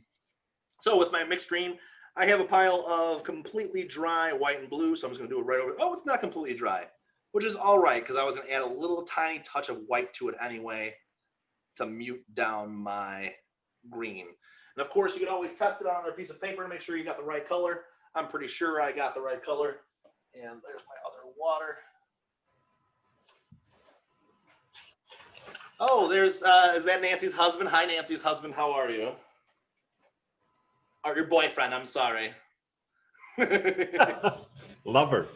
So I am making a nice muted green there, and I'm gonna use that to make my trees. I think in my example, I have a slight bit more blue in there. So I'm gonna touch my blue and bring a little blue into that green too. But as you can see, I've got a nice, what do I got there? Olive, what'd you call that green? Anybody got a name for that green? Olive. Yeah, olive, go with olive green. So olive green, if yours ends up bluer or more olivey or less green, it's all good. So to tree, first I'm gonna make the trunks. I'm gonna put where all my trunks are gonna go. Ooh, and you know what? I want my green to be a little more evergreen now that I'm looking at it. So here are my trunks. I'm gonna have one going off that side. I'm gonna have a little baby tree there. Maybe a little baby one in the distance over there. Kind of just filling in my gaps, maybe, and then a bigger one in the foreground on the right-hand side. There we go, closing the composition. And oh, I got a couple babies in the foreground too. So let me throw my little tree baby there and a tree baby there. And those are my tree trunks. I want my green to be a little darker. I don't want it to be so olivey. I changed my mind. It's okay if I change my mind, right? So I'm going to add a little more blue to that and a little less yellow. I am adding yellow to it, but it's not like gobs like I was doing before. It's just a little bit by little bit. And now I have more of an evergreen color. I don't know what I was thinking with the olive color a second ago. I hope I didn't screw all you guys up. No. More of an evergreen, not an olive. I don't know what I was thinking. But I am still like muting it a little bit with my white, so it's not so stark. It's not going to be the darkest thing on my canvas. So I'm going to start with this one. I'm going to start from the top, and I'm going to do brush strokes that are going down at an angle. As I'm putting my brush down, I'm applying a whole bunch of pressure. As I'm lifting it up, I'm kind of releasing the pressure. So I'm going to kind of show you close up real quick what I'm doing first. I got some spare paper over here. Where'd you go? Got some spare paper right here. So I'm going to start here, and I'm going to go down at an angle, and I'm going to lift my brush up. So kind of make it like a natural wisp at the end of that. And if I continue those downwards, you can see how that just kind of naturally turns into a tree as I go down. And I'm going to do the same thing, only the opposite direction on the other side, which is easy because I'm left-handed. I'm always used to curving my wrist around like this. If you're left-handed, you know what I'm talking about. So you start at the top of a tree and go down to the left for that angle. And again, I'm releasing pressure as I'm letting go, and that kind of creates that nice wisp to that tree. And then the faster I do it, the looser and more impressionistic it's going to be, kind of like I have in my example. This is like the slow and steady way to do it, the patient way to do it. But I'm going to do it a little looser, a little more impatiently when I'm applying it on the canvas. The trees that are further in the background, I'm going to add a little more white to them so they look a little more in the distance. So I'm really going to throw these guys on there quick. You don't have to do it as quickly as I do it. But I like that quick whimsical feel to the stuff in the background. I think it adds to the whimsy that is this painting. It's kind of got that fun, cartoony, whimsical feel to it. So I kind of want to recreate that same kind of feel in some of these brush strokes that I'm doing here. And again, I'm trying to dodge, not go all the way across my gnome's face as I'm making them. I'm going to zoom in too so you can see. Again, stop me if you got any questions. Can I cut this tree down? You could, any tree. If you don't want a tree there, feel free to cut it down. What makes the best eraser while you're working, if you feel like you screwed up at any point in time, use a wet paper towel. As long as it's a clean wet paper towel, that tree should come right back off if you screwed it up. So keep that in mind. There's really no mistakes. What kind of brush are you using for the branch? I'm using that wide. Oh, I'm over here now. I'm that wide flat brush. Oh. So I think it's a 3/4 inch. I can double check that in a second. No, this is a 1 inch actually. It's a pretty wide brush, but I like it because it's got that spring to the tip. So as I'm laying down a stroke, I can it really kind of springs up as I lift the brush, and that's what I'm kind of looking for at the end of my tree strokes.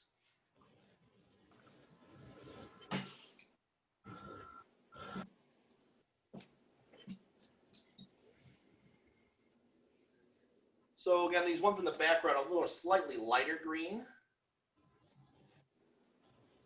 They're not getting as wide as I want to at the base. So I'm just going over the bases and make them a little bit wider. They look a little skinny to me. And now I'm going to add a little extra green. It's a little more blue and a little more yellow to my palette here. A little more yellow, a little more blue. Just making a slightly darker version of what I got there. Not rinsing off my brush in between. So a slightly darker version of that green. And I'm going to use that for more of these trees that are in the foreground here. They're going to be overlapping. Now I see why God can only make a tree. It's not as easy as you thought it was, huh? No.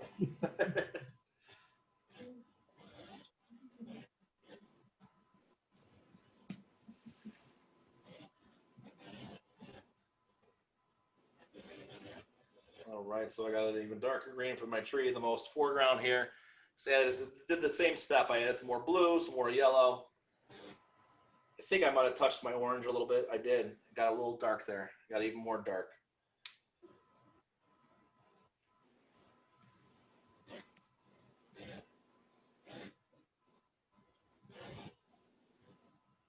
I'm gonna try to not stand right in the way so you can't see. It's very hard to do.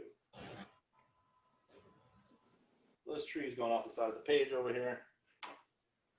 I'm going right on top of these other trees. This one's a little darker. We're gonna slap on some couple little white blobs of highlights onto these trees that are in the most foreground.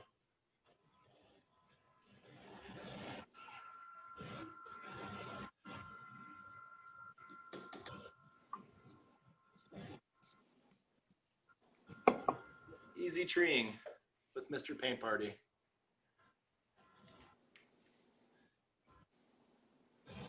So we'll have a chance to let those dry, and then we're gonna do some white snow globs on the top of them, especially these little guys that are in the foreground here. I feel like I did better trees in my example painting. I don't know. I don't feel like they're coming out as good today. Might just be me. So these little ones, you know, that technique doesn't work quite as good. If you want to use just the width of your brush to kind of wiggle down and make a tree that way for these ones that are in the close, they're in the foreground. And I totally missed a tree there on the left-hand side. How did that tree evade me? Over here.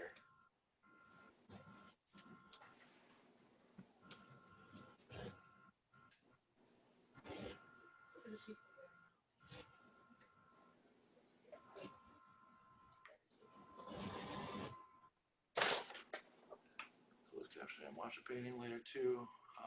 I'm looking at my comments here, my chat. I'm watching, we'll paint later too. Oh yeah, that's fine. I love that you guys are just watching, we'll paint later. Hey, Dan. That's fine, you can take your time then. Yeah, what's up? Sarah, what's I'm up? struggling getting that like evergreen. I'm ending up with this like, I don't know if you can really tell. Or you can Beautiful. probably see it. It's very green. Yeah, and I'm trying to make it like I've tried adding extra blue. I've tried adding red, and it's not quite coming out. What should I You added do? red, huh? Rinse off your brush and try again. Or start with a new brush and just do a separate pile. Try just a completely different technique. Start with blue next time, blue and brown, and then turn that into green. You know what I'm saying? Okay. Keep adding yellow until that turns into green. I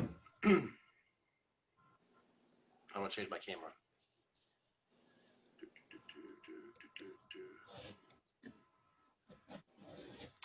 Yeah, you know, I didn't. That was my mistake because I was zoomed into the painting the whole time, and you kind of didn't see what I was doing on my palette as I was mixing. So that was my bad. So you got your blue and your yellow going on. When I was making my darker evergreen, I believe, yeah, I did, because I could see my green in my orange here. I touched my orange, and that's what kind of muted my green down, so it wasn't so chromatic, wasn't so saturated of a green, of an evergreen. Oh. That's exactly what it did. I touched my orange. Well, that's why I touched my red, because I mean, red and yellow That should do make the same orange. thing, yeah, it should, but you know, I don't, maybe not your lucky, red is apparently. weaker. It's not, you know, like, I don't know what brand you're using. Maybe your red's not doing what it's supposed to. That could be it too. And it's not, yeah, because like maybe your green is just a highly chromatic green, and your red is not, and the green is just overpowering the red no matter how much red you put in there. You started with too much green, you know what I'm saying? I don't know if you can tell, but the pile that I have in the middle of this this palette is a very, very thin layer. So I can easily change the color just by adding just a smidgen of another color. And I think that's really a key of mixing paint, is to not get too big of a glob going. Because once you start getting more than like 10 milliliters, which is like, you know, like a half a teaspoonful, it's really hard to start changing that color once it gets to be a bigger glob. It's hard to make it go any direction because there's so much of that one color in one spot. There's my trees. I'm not happy with my trees. Who's happy with their trees? Oh, I haven't started yet. Everybody's feeling the same way about their trees. Can't see my trees because of the forest. There's some good trees. I like Yelena's trees. There's good trees. Those look like evergreens. Mine don't look like evergreens. Mine look like painted trees. That's good. That's good. Is that Haley's or Julie's? You're muted. I can't hear you. Are you just you're just painting on a piece of paper? Yeah. This is mine, Julie. Yeah. So what? Yeah. You're gonna stretch it afterwards, right? Yeah. You're gonna iron it out. Yeah. I got paper stretcher. You know, one thing I'm noticing is that in my example painting, I got like more gaps between my branches. And I think that's what I like more in the other one. That this is maybe a little too, what's the word? A little too organized, a little too symmetrical. Maybe it needs to be less symmetrical. Yeah, that's it. Throwing some asymmetry there.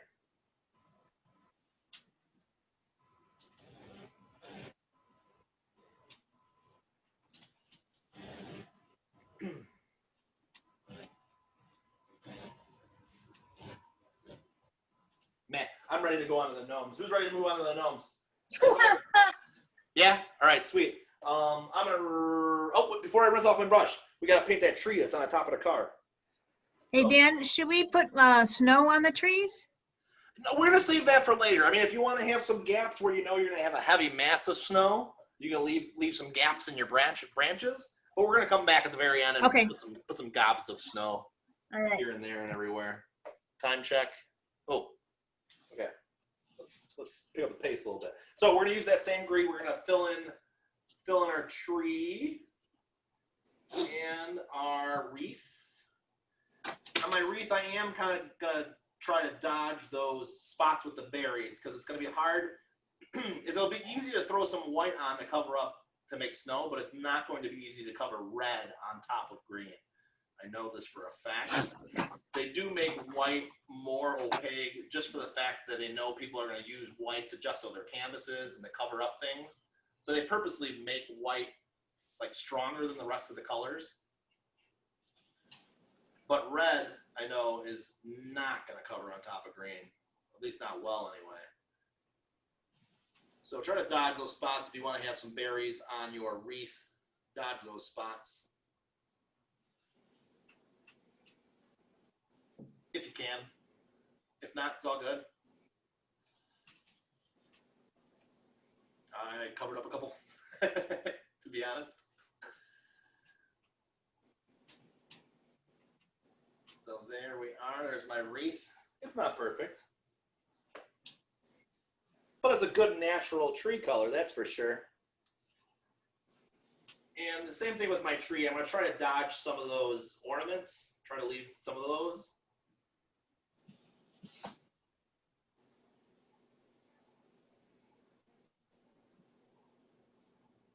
But again, white should cover up on top of it, no problem. I think I better stick with golf. Yeah, yours not coming out so good? That's all right. You can always paint it black and put it in the attic. Nobody has to know. And what's even better is that you're painting on a piece of paper, so you don't even have to worry about wasting the canvas. That's for sure. Let's practice. A few more lessons with me, though. Maybe. You'll be a pro. I'm telling you what.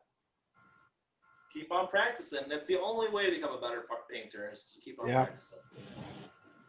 That's why Lily's getting to be a great drawer.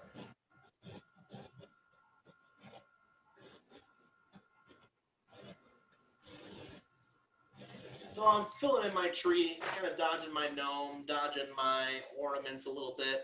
I think I covered his hand a little bit here, but it's all right. A branch can go in front of his hand. And a branch is hitting my other gnome in the head here. There we go. Got my wreath, got my tree filled in.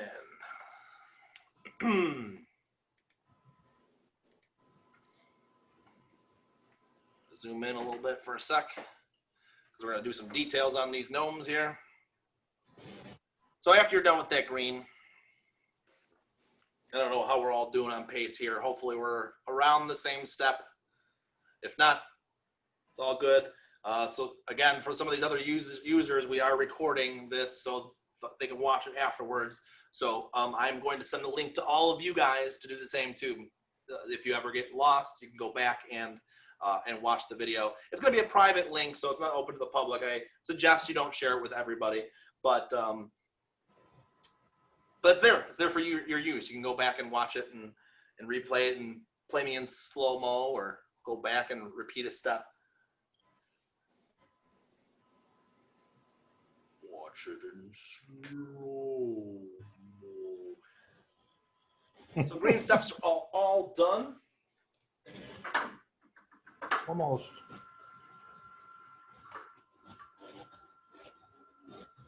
Oh, shoot. I gotta We're going to just- do some important stuff with gray now. So if you don't want a huge challenge, you can use black and white. I know I said don't use black, but it's tough to make gray. But I'm going to walk through it because I'm not using black. I don't have black. You don't have black? Fantastic.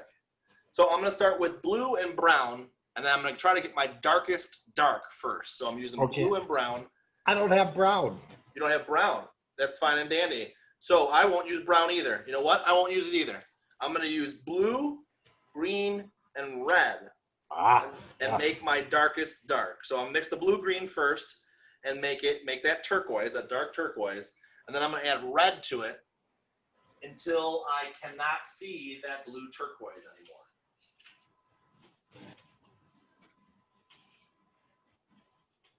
There's my blue turquoise. I'm adding red to it till I cannot even distinguish the blue-green anymore. So a little bit of red at a time. And about there it is. I can't really tell. It looks like it's the darkest dark I could possibly make. It's almost black, but it definitely has a little bit of color to it still. And I am going to use that. I'm going to wipe it off my brush so I don't have so much on my brush. And I'm going to use that with mostly white. And I'm out of white on my palette. And I'm out of room on my palette. I told you I use a lot of palettes when I paint. So I need some more real estate, especially because I used this whole plate with red. So I'm going to wipe off some of that black from my brush so I don't have so much on it. And again, it's not black, it's mixed black. So I've got that on my brush. I've got my puddle of white here. And I'm going to make the most beautiful gray you ever did see. Look at that gray. It's a blue gray. But it's good. It's a wintry scene. We want it to be kind of a cool gray. So I'm going to make like a cool gray with that. And then I'm going to wipe my brush off.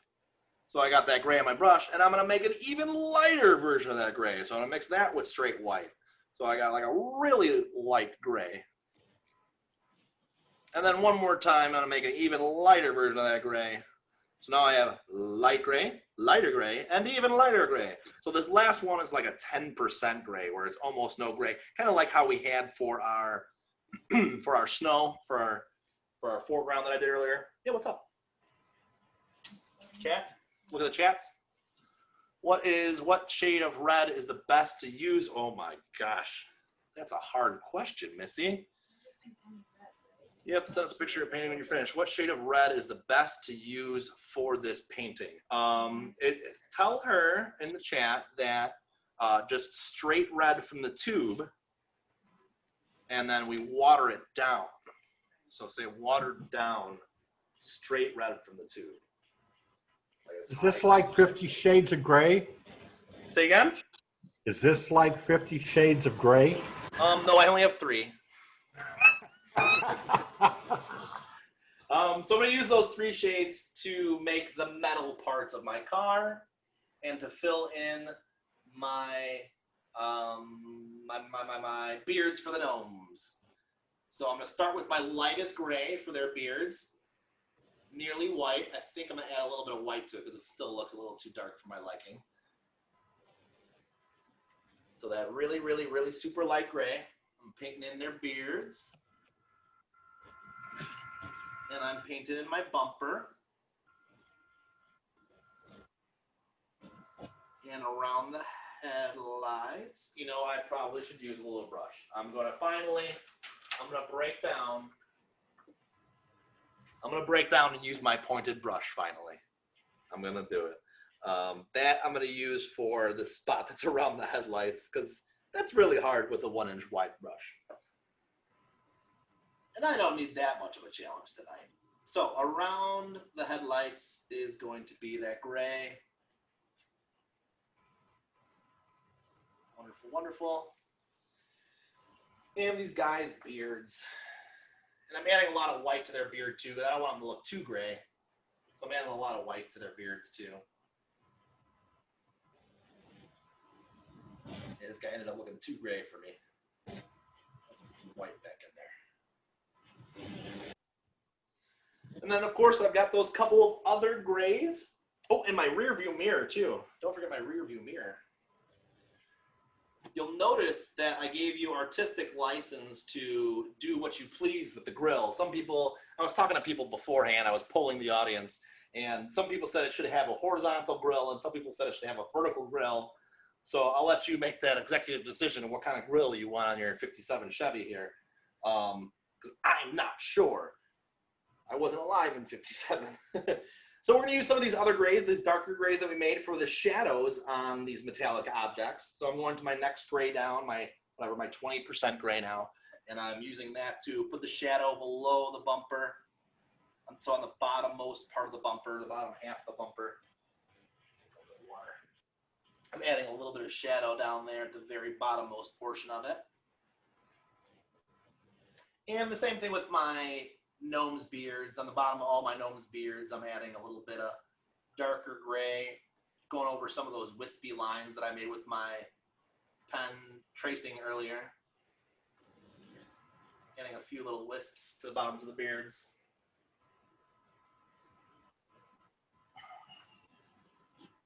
Guy on top. Whoop, too dark. That's right, blend it right in. Blend it right in.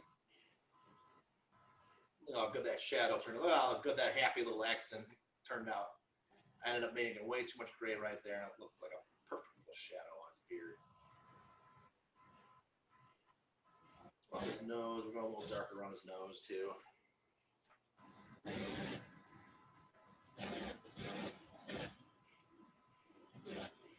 My paints are drying way too quick tonight. Man, oh man.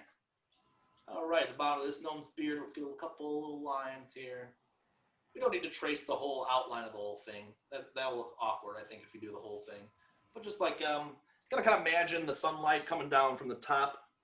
So the bottom side of everything is gonna have a little bit of a shadow on it. In fact, maybe it's coming from the top left a little bit more, because this highlight on our car is a little brighter on this side than this side. So yeah, the sun's gonna be coming down from like the top left. So imagine the lower right of everything needs just the smallest little hint of a shadow on it.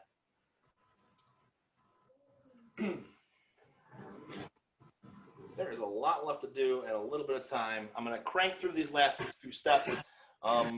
If you can, I'd love for you to stay on with me till 9:30. That's another 45 minutes or so. I'm going to go through this drawing to the. I just painted on my camera. Son of a gun.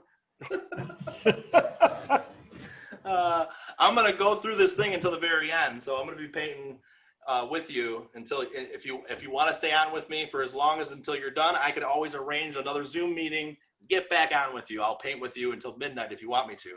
But I'll officially probably be done at about 9:30. And hopefully you can stay on with me until then, because we still got a couple of steps to do, quite a few steps to do. Hopefully it's not past your bedtime. It is. It is. I know it is for some of you.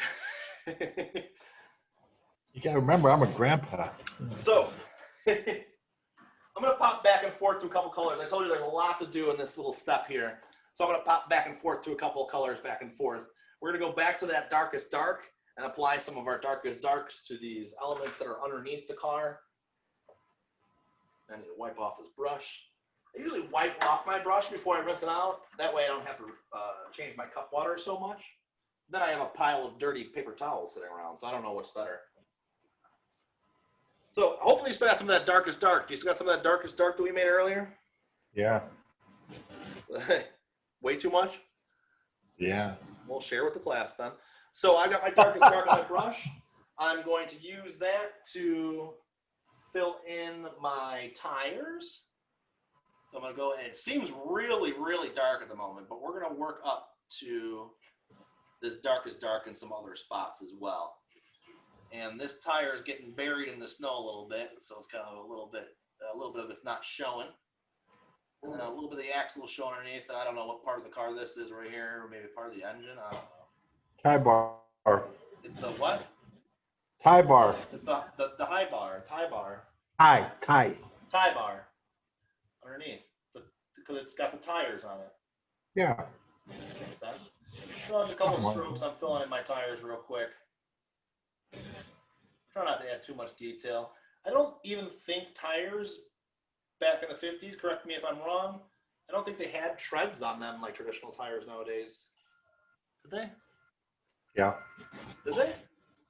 Yeah. Different treads. Different style treads? Yeah. Well, regardless, it's a cartoon, so we don't have to get that detailed. We don't need to put treads on our tires. That's for sure. So what else we got here? I'm going to use the same darkest dark for a couple other spots. I'm going to use this darkest dark. I busted out my little skinny brush again. I'm going to use this for that string that's coming off with the lights. So I'm using my little skinny brush for that. And there's the string of lights coming off the back of the truck, or the back of the tree. My darkest dark is looking very blue at the moment. That's okay. And the string of lights kind of goes through the tree around this way. Back up and around. I lost where the line was. I lost where the trace line was, so kind of just flubbing it in. I think that's where it goes. Something like that. Close enough. I'm also going to use that same darkest dark to very, very carefully, and this is probably the most careful spot that you have to be throughout the whole painting, to very, very carefully outline just a few things and put a dark border on some stuff. So I want to use my pointed brush. I want to make sure that it's properly loaded, that it's not too little or too much paint on it. I want to make sure that it comes to a nice pointed tip before I start this step. And then I'm going to attack some of these outlines.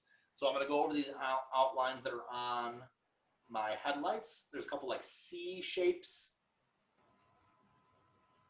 So I'm just going over those couple of C shapes. Again, making sure my brush is properly loaded. And then I'm thinking about where the sun comes from. So on the lower right-hand side of this headlight, I'm going to put a little shadow. Just like so. And the same thing with the light on the other side. I just stuck my finger in my wet tire. It's all right. There's a couple C shapes right here. C shape, and then like a backwards C shape within it to create those headlights. And it looks awfully awkward right now because we didn't paint in some of these other spots. But we're going to use that same darkest dark on the very bottom side of this bumper here too. We're going to do like a line on the bottom side of this bumper. Going across. I'm not worried too much about it blending in because this part of the painting is more of an illustrative kind of thing. It's not very painterly. It's almost as if it was done with like pen and ink is almost what we're simulating, like an illustrator would do it. And then very, very carefully, we're going to go around this window. So almost as thin of a line as you could possibly make. And you can see that I do not have a steady hand. That even a pro can have somewhat shaky hand, and it can still look all right in the end. As long as you take your time and use as little pressure as you possibly can, it's going to be a nice thin line. You can always go over it again if it ends up too thin, but it's really kind of difficult to make it thinner. But you can use that tip that I told you earlier, where you can have a moist, wet paper towel, and that could be your eraser. So a real thin line going around here. I'm going to use that same darkest dark to fill in I got a little tiny steering wheel right here too. So I'm going to put my little tiny steering wheel with that darkest dark. Do I have any examples of what? Who asked that? How come I can't see the whole chat? I can dig out Nightmare Before Christmas. Heck, Sarah was talking about it earlier. She can dig out hers. Who's asking? Missy's asking to see Nightmare Before Christmas? There it is. There you go, Missy. Sarah participated in my Nightmare Before Christmas class that I did. I made sure I had all of mine out. So if you wanted to reference just in case we them, referenced any of them. Yeah, yours turned out really good too. I like how that turned out. that was my first one. No kidding. Then you got me hooked. And then you got the Lion King one behind you. The Lion King. Did we do the sunset or did we do blue sky? We did that exact one. Oh, no, we did sunset. You're right. Okay. I got that one too. Hold on. So before I get too distracted here, I want to use this darkest dark in my grill too. If you look at my example, you can see there's just a little bit of that dark showing, kind of highlighting where the metal in the grill is. So there's just like a little couple of gaps in the metal where I want my darkest dark to go. And it's really very, very little. So there's like a middle beam, and maybe you can see a couple of the side horizontal things coming off, depending on how thick your wreath ended up. So I've got a little gap over here on the side where you can see maybe part of that that grill showing through. But other than that, you really don't have to do much because the wreath is covering up most of it. Thank goodness, because nobody wants to paint that whole car grill, right? I still have that darkest dark on my brush while it's on here. Do I need to do anything else with this dark? Yes, I do. I need my tree trunk. So I'm gonna make that this dark. It's a little blue for my liking. So I'm going to make it a little. I'm gonna add quite a bit of red to make it look browner. However, if you have brown, you can choose brown. But I'm gonna bear with Grandpa Jim over here and make my own because he doesn't have brown. So I'm just adding red to my dark color, and it really did turn brown. Maybe a little tiny bit of yellow, and voila! It's like magic, isn't it? So there's my brown. I'm gonna use that brown for my tree stump. Unlike my example where I accidentally had to make 3 trees, this one's only gonna have 1 tree. So I'm only doing 1 stump.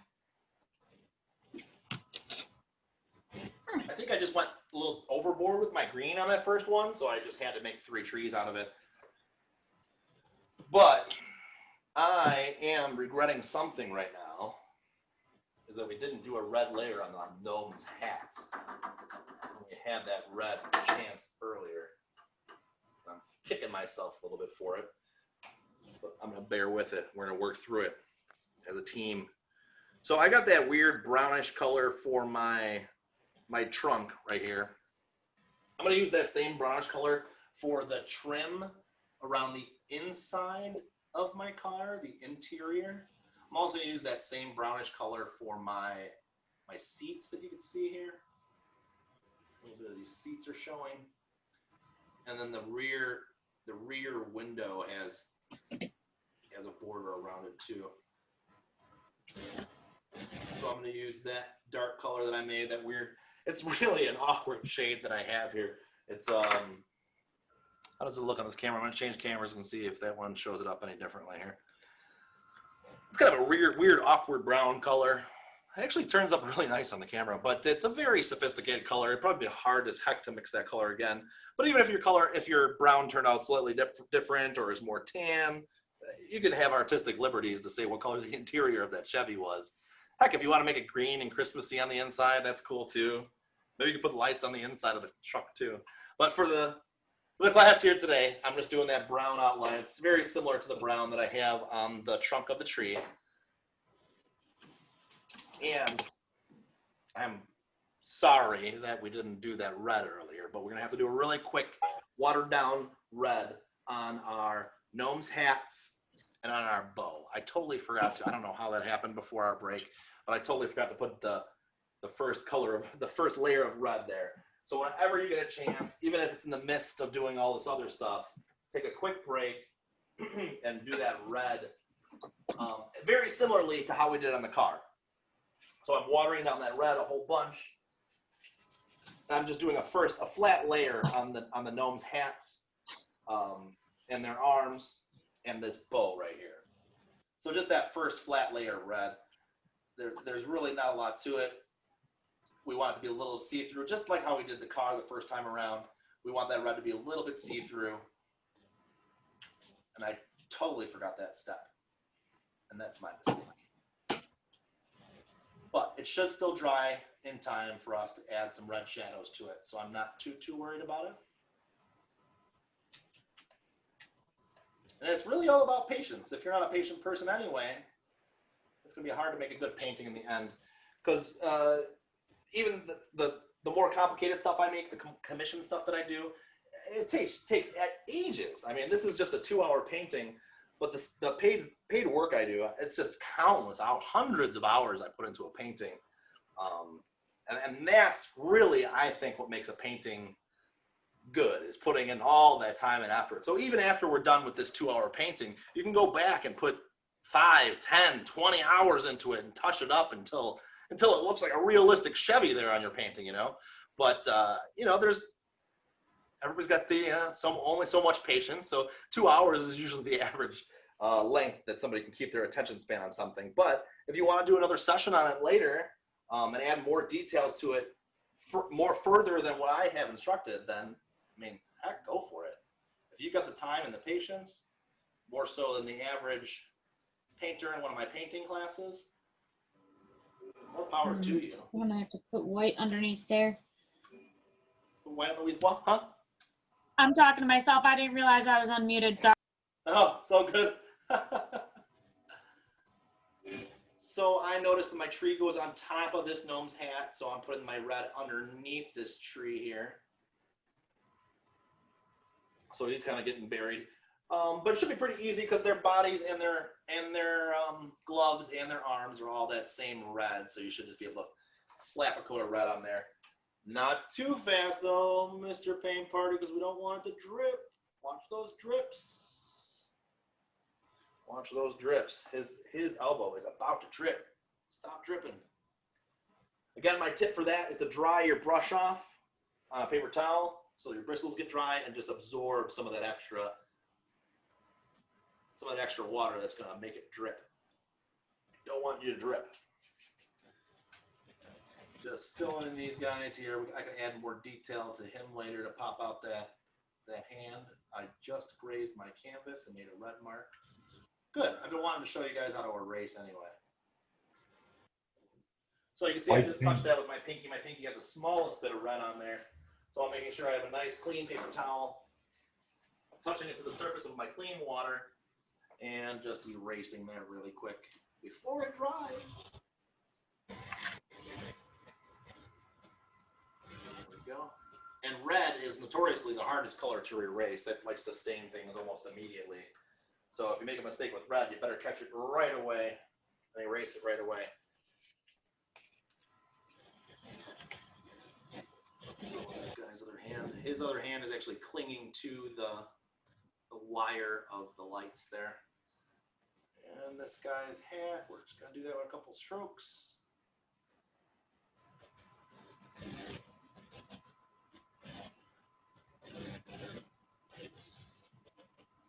we go.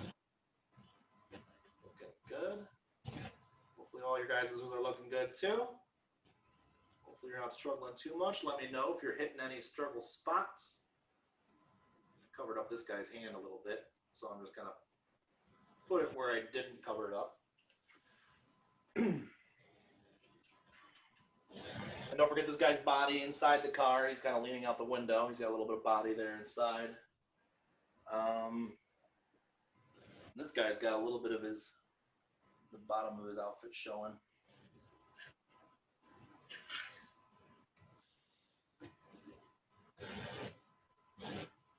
Wonderful, wonderful. Looking good. How you guys doing? Good? How you looking?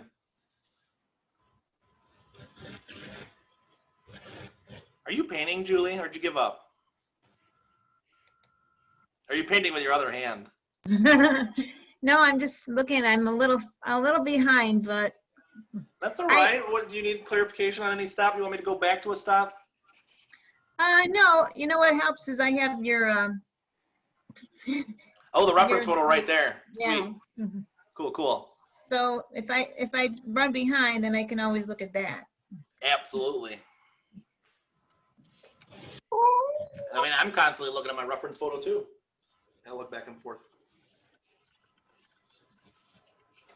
So, popping back to the task at hand before we take another break, we're going to take one more break, and then we're going to come back and attack the, it's going to be a really short break, like a 1 minute break. And then we're going to attack the shadows in our red and make our finishing touches. So, we actually are on the home stretch. I know it feels like we've been painting for a while, but man, I'm used to painting for hundreds of hours. It's nothing for me. But I know some of you are getting exhausted. It's late at night. It's a Friday night. But rest assured, we're reaching the end of the road. We will get there. Just a few more steps, a few more outlines, a few more details, and then we're there. These last couple strokes, they'll go by really quickly. Next, I'd like to attack our, well, I want to attack, oh, yes, the interior. We don't have anything that's pretty much left that still is just plain white. I'd like to get covered at this step here. So we got the interior of our truck. We've got our gnomes' noses, and the grill. The grill doesn't have any color on it still. So to do, I don't know why I picked that up. Oh, and I ran out of that color too. Son of a gun, and it's completely dry on me. Sometimes you just can't paint fast enough before things dry on you. It's one of the downsides of acrylic paint. But you know, acrylic paint has a huge number of upsides as well. It's easy to clean. And some people could say that it dries fast as a benefit, not necessarily a downside of using this. But I gotta make another brown.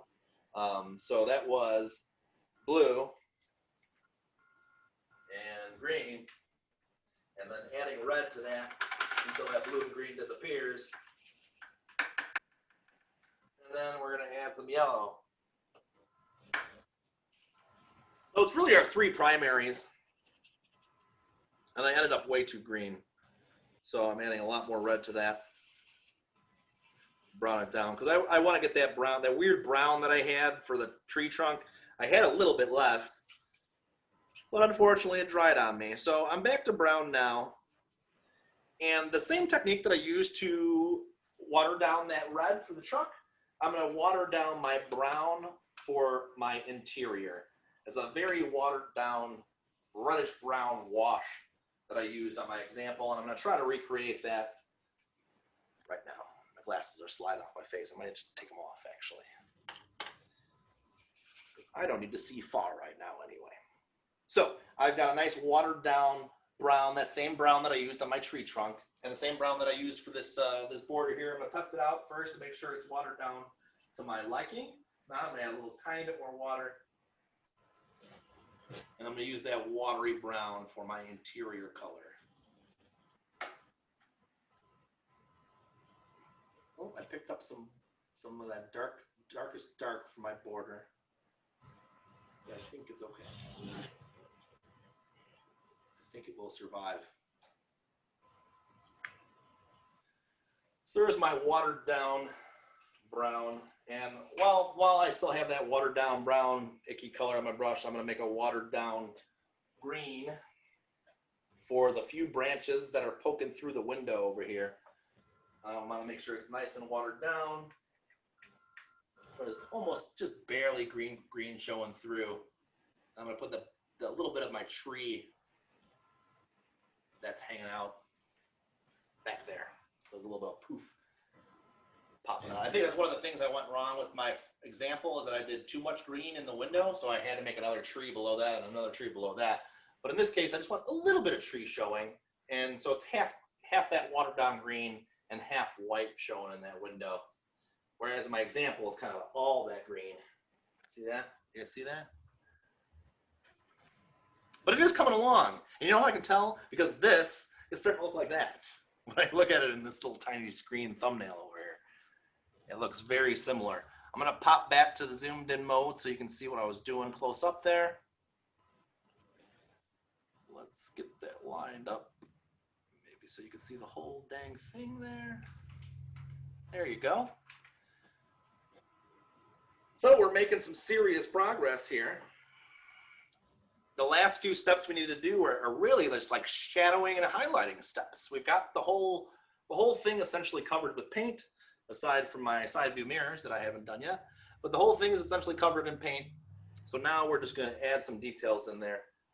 I'm going to start by doing some darker greens. I am going to use some green straight from the tube in this one, just because it's going to give me a nice dark, deep green, and maybe mix it with a little bit of red to make it even darker. And I'm going to use that for my shadow color of my wreath and my tree. I'm going to add just a little bit of shadow underneath where my my gnome is here at the top. And again, my light is coming from the upper left, so the lower right of everything is going to be a little darker. So I'm adding just a little bit of shading throughout here. I feel like I lost you, and then we're not all in the same step anymore. We should all be on the stage of steps, I should say, of where we're doing the beards, the inside of the car, and these shadows. Is everybody on that step with me? Shadows, beards, and inside of the car? Okay. And you guys are just hard workers. Just noses in the canvas is great. Glad I found some good artists to paint with me. Remember, I got a painting lesson next week too. If you want to join me for Santa's Walk Home, I called it. I'm going to bring that closer to the video so you can see it a little more close up, so you can see the example. But I'll be doing that next Friday, and then another one the Friday after that, which is going to be a fun. I'm going to gamify that one. We'll be rolling a dice, and then based on the dice roll, we're going to have different techniques and colors of Van Gogh's Starry Night. It's going to be so cool, and it's going to be so fun. So if you got a chance, that's 2 Friday nights from now. Join me for that one too. So I'm continuously adding some green shadows, my darker green, some around my bow here, around the right-hand side of my wreath. And as I'm painting, especially on the trees and the wreaths, I'm using kind of like little dabby strokes. And this is the brush that I'm using here. Oh, I'm on this camera. This is the brush I'm using. I'm using this half-inch flat brush. So when I actually make a dab, it's very similar to the stroke I need. Just touching the tip of the brush down makes this nice pointy stroke that almost it almost seems like those needles, those evergreen needles, or the needles that you see on a wreath. So I'm kind of just using that dabby stroke to make my shadow, and at the same time, it's creating a texture on my wreath. And I'm constantly thinking about how the light is coming from the upper left. So I'm not putting as much of this dark green on the upper left, because that's where the light is coming down. I want this dark green on the lower right. Maybe just a little bit around where my berries are going to go. A little shadow from the berries. A little more of my tree up here. I could use a little bit more of my tree. And again, I'm just touching that tip of my brush there to kind of create that pokey feel with my shadows.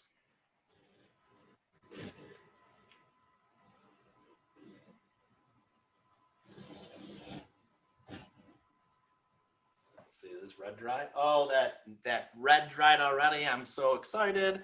We could put our shadow of red on there now. But I'm gonna give you guys a chance to catch up. I can see everybody's like animately painting. So I'm gonna take a break. I want you guys to keep on painting though. I'm gonna take a break for 2 minutes, try to catch up to where I'm at, where we've got a little bit of red on each of these gnomes' hats. We got the red on their body, on their hands. We've got this watered down brown on the interior, and we started to get some shadows on our greens.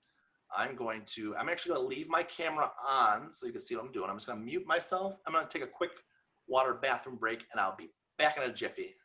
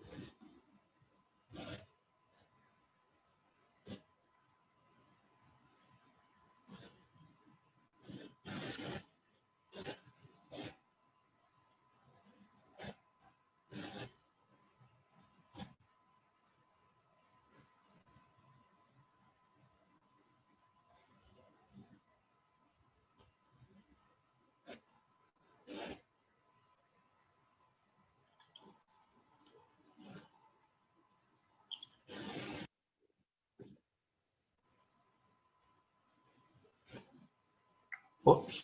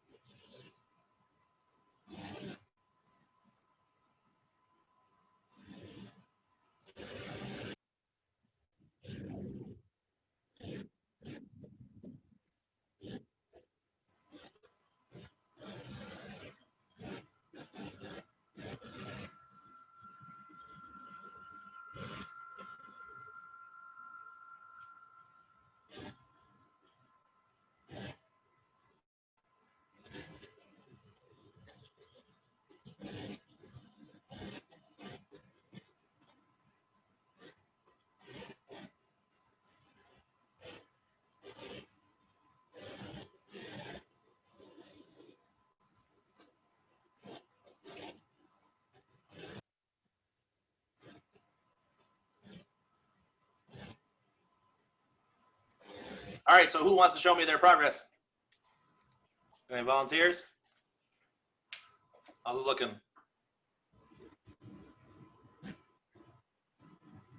Oh, you went vertical. That's so cool. I love it. Good job, Yelena. Oh, look at this one almost done. I love it. Good job. Looking really good, Haley. All right, Nancy. We'll have to come back and finish the lower right-hand corner, but that's all right. Good job, guys. Can I move on to the next step? You guys ready? Yeah, I got a nod. I got one nod. Give me a thumbs up. Looking good, Grandpa Jim. Oh my gosh.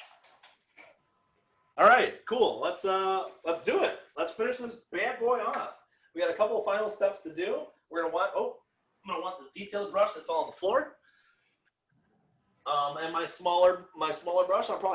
I'm pretty sure I'm done with my big wide brush. I'm not gonna be using that guy anymore. Plan of attack. I'm gonna hit up my side view mirrors that I forgot about. I'm gonna do my gnome's noses, a little peach on those guys. I'm gonna do my dark red, which is almost red straight from the tube, is gonna be the shadow version of our red. We're gonna do some shadows on our truck, some shadows on our bow, and then maybe just a little final touch of some black outlines around the edges of our hats, maybe just to make this gnome's arm stand out a little bit, and sign our name at the end. So very excited. This is the end of the road. I hope you guys are liking how yours are turning out. I like a couple that I saw already, so we're doing a nice job. All my colors are dry already. I mean, I can't even. It is. Next time I paint, I gotta like put a humidifier right next to my paints or something because even my spritzer bottle wasn't cutting it today. So, yeah, I got no gray left here, which stinks. I don't want to have to make gray again. Who wants to make gray again? Nobody. So I'm gonna make it again. And if you remember, it is brown and blue. If you don't have brown, it's going to be your, we're going to do green and blue until you get like a nice dark turquoise, and then add red to it until you get your darkest dark, and then add white to that color until you start graying it up. So I've got, this looks really brown, so I had to add a lot more blue to it. There we go. I've got my dark there, and I'm just going to slowly add white to it to make it gray. Again, it's still too brown, so I'm going to add just touch my blue. I want it to stay in the gray zone, not the brown zone. And I'm really just doing this for the gray in my mirror. I just totally forgot about that gray in the mirror. And I need a little bit of gray in the grill of my truck. So I'm throwing a little bit of gray here. Again, the light's coming from the upper left, so if you want to preserve a little highlight on the upper left, feel free. And then where else did I say I needed? Oh yes, in my grill. Here in my grill, a little bit of gray.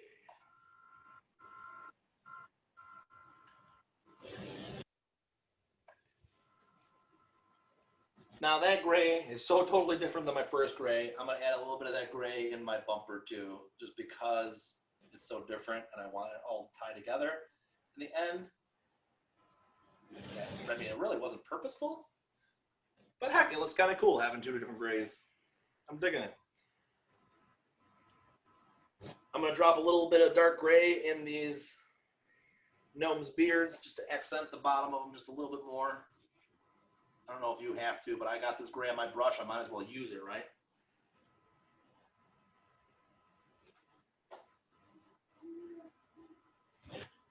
The same gray I added to a couple of my Gnomes here.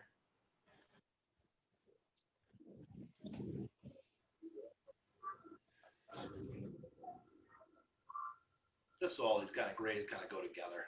I don't need a bunch of different grays. There, now they all kind of jive. All right, I'm going to make a little bit of peachy peach. Peachy peach is pretty easy. As long as you have patience. As long as you don't just try to add red and yellow first. Always start with white when you're making peach. Just load your brush up with white and then tap, just the smallest tap of your yellow. So it's a really, really, really, really light yellow. And then the smallest tiny tap of red. And that should be a peachy peach. Yeah, did If it. you want, if you have orange, you could use orange instead. Yeah. What's up? I heard my I name. did it. You did it? All right. About that. First try. Lucky. So here's my gnome nose peach. Can we see that? Oh, it looks like yellow on camera. Let me see what it looks like on the other camera. These cameras are so inconsistent. It's funny because some of the colors look better. Yeah, it looks better on my cheaper camera. Go figure. So here's my peach right there, which was mostly white and just a touch of yellow and a touch of red. And we need so little of it. All we need to do is their noses. Just do their little noses with peach color. And if yours turns out a hair redder, that would be cool too, because then they just look like they're a little bit colder if they have that little red nip to their nose.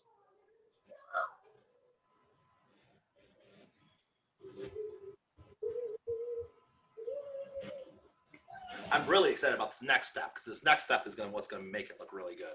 It's going to really add the depth to our car. It's going to add the depth to all these gnomes. Because right now it looks really, really kind of flat, aside from our wreath. Our wreath has got some good depth to it, but the rest of it really looks flat. So this next layer of red is going to look really nice and make everything kind of come together. I'm using my medium flat brush still on this step. And because my red plate turned to trash, I'm going to use it. I can't believe I'm on my 4th palette. Hopefully you guys still have some room or had some room left on your red plate. Yeah, I'm using my 4th palette here. So that's all right. That's why I said I got this whole pile of plates and nobody to share it with, so I might as well use them, right? These, by the way, if you're looking for cheap art supplies, this is a package of 10, I believe. And these were found at the dollar store. So, talk about a cheap palette right there. I am just using red. Where did my red go? Oh, it's right in front of me. How you guys doing? Any questions? Any struggles? What are you struggling with right now? It's all about overcoming those obstacles is what makes us better painters. Finding those obstacles and overcoming them. In fact, I just wrote an article on MrPaintParty.com about the benefits of painting. Not only are we learning how to paint, but there's so many other mental benefits of painting. It could even increase your memory, decrease your forgetfulness. Man, I had a whole laundry list. I'm actually gonna pull up the article right now. Because I took a long time writing this thing. It was like 1,000 words.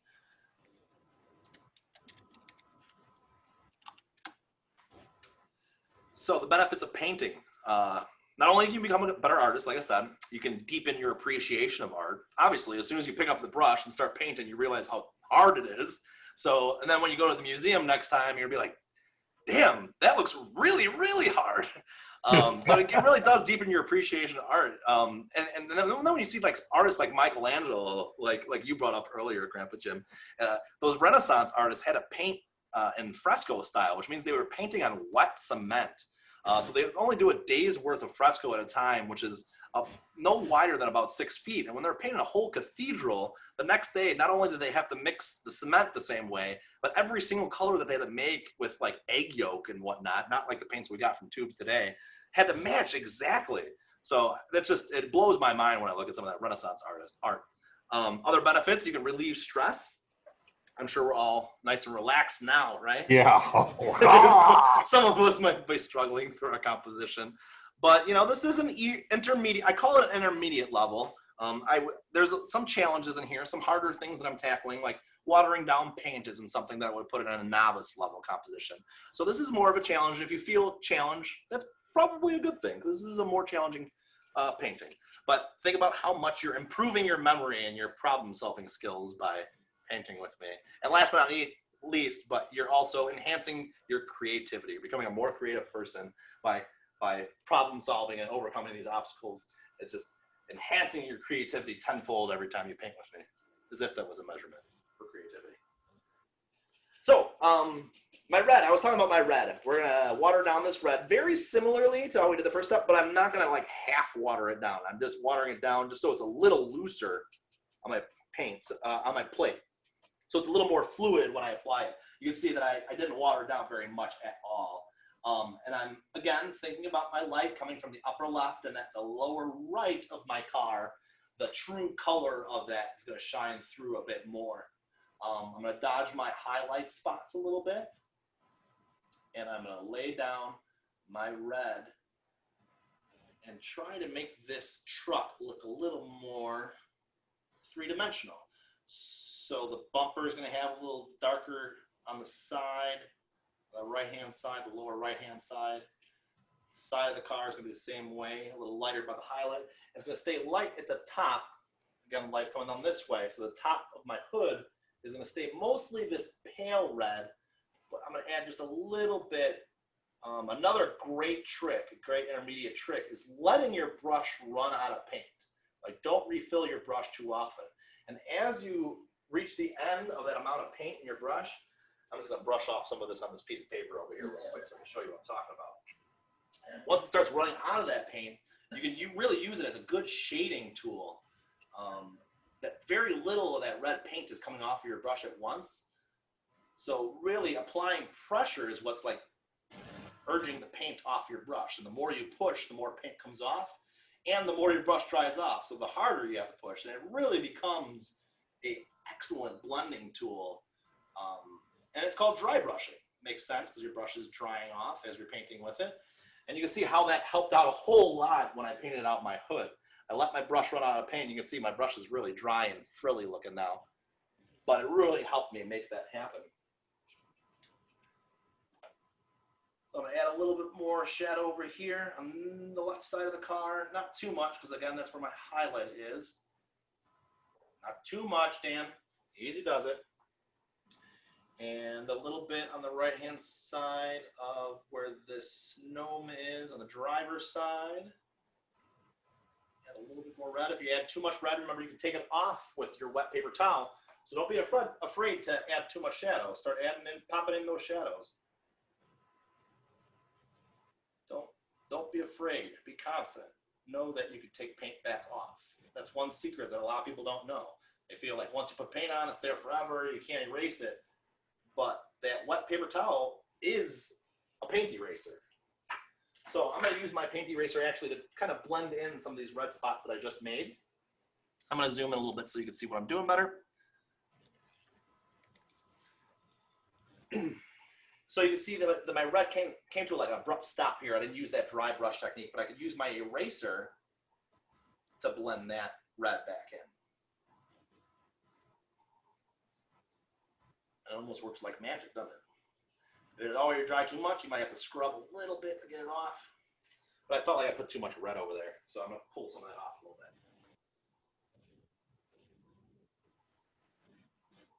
And then you don't have to be afraid about pulling off too much because you can always put some more back on. So I'm going to go back over. Wow, that's almost identical to the brush stroke that I made on my previous one. Holy moly. So let me just put this here. Blend that in. Blend this in. Again, my brush is drying off, so it's becoming really easy to shade with this. I'm going to use that to shade the top. I'm going to leave a little highlight on the top. Fade this in a little bit.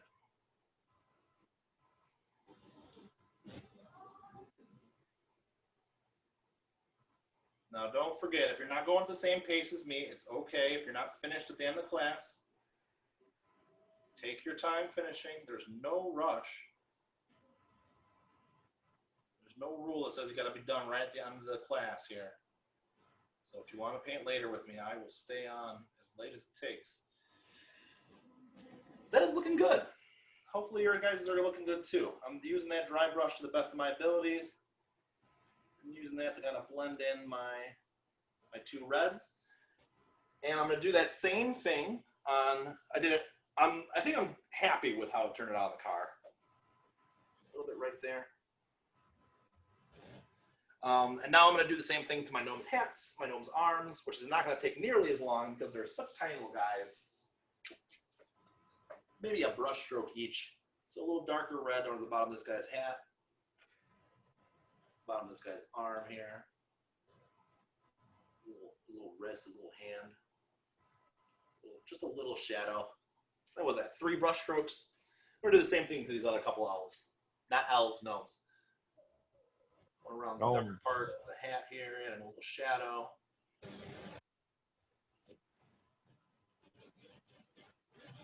I'm really happy to see that everybody's connections held up. That's fantastic. I was really afraid that people would be bouncing in and out and getting completely lost. It's a good thing that the internet is to the point where we can be stable with a whole group of people in a meeting at once. Otherwise, this wouldn't even be possible. So a little bit of this dark red on this last gnome over here, on his hat, on his arm, on his other arm, on his little hand here. Just to add just a little bit of depth. Just a little bit. It's all it needs.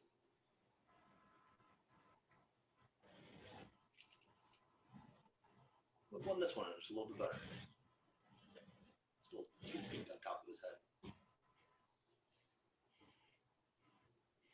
How's that looking? How's it looking for you guys?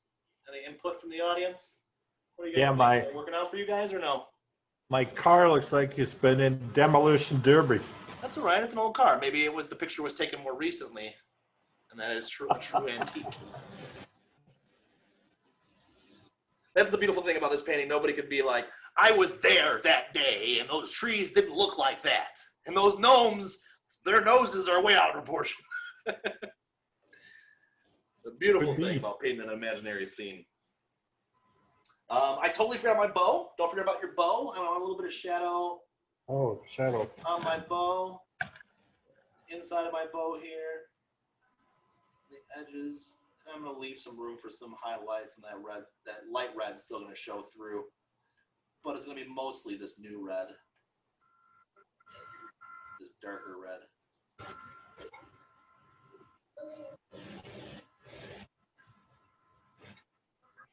In fact, I am not leaving any show at all. Look at that. I covered the whole thing. I like it. And I do have a couple berries in that wreath too. I'm just going to use the tiny little corner of my brush to just dot in those berries. Someone ate mine. Someone ate your berries. That's all right. The reindeer. Gnomes. No, reindeer. Is that a song? Something like that. Yeah. Milli Vanilli, right? Blame it on the reindeer. Come on, nobody's getting that one.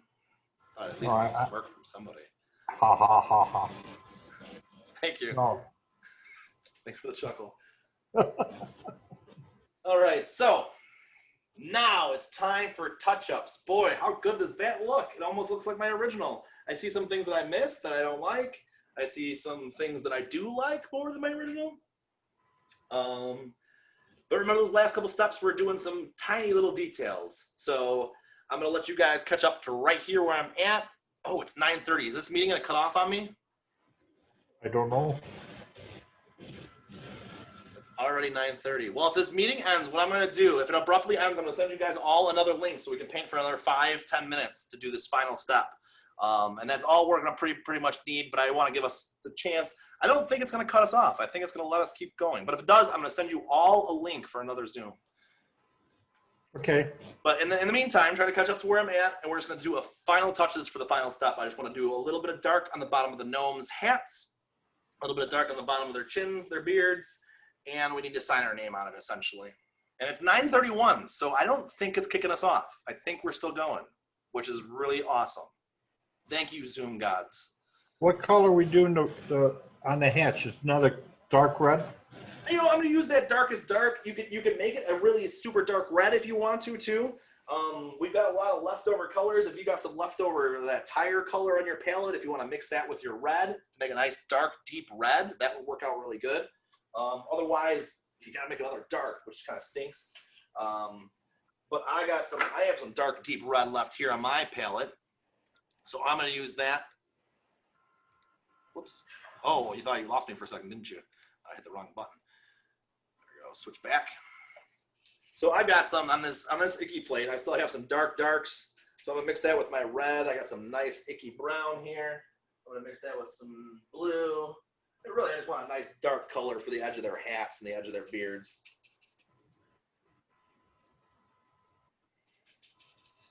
And then we're just going to take straight white and add some snow at the end if you want to. If you feel like it needs to, we don't need to do that. But if you feel like yours needs to, some straight white at the end to add some snowflakes and stuff wouldn't hurt. So here's my darkest dark again. I'm going to put a little bit of that around, where did I say I wanted it? On the edge of the gnomes' hats.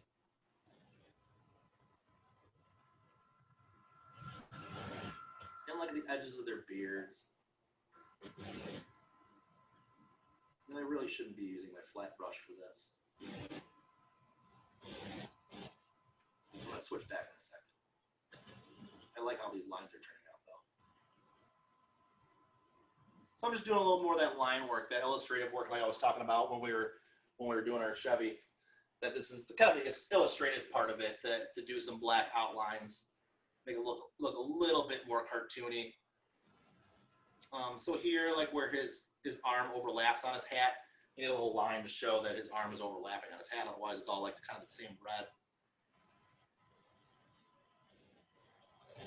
Then I'm going to switch back to that little brush to finish my line work.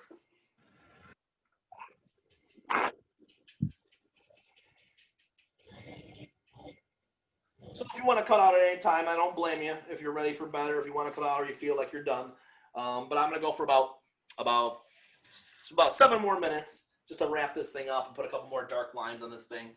Put some dark lines around my bow, a couple dark lines around my gnome. Maybe even this metal part, this grill in the middle, could use a little bit more touching up here. Or I don't have a wreath. Around this guy's hat, I could use a little dark shadow.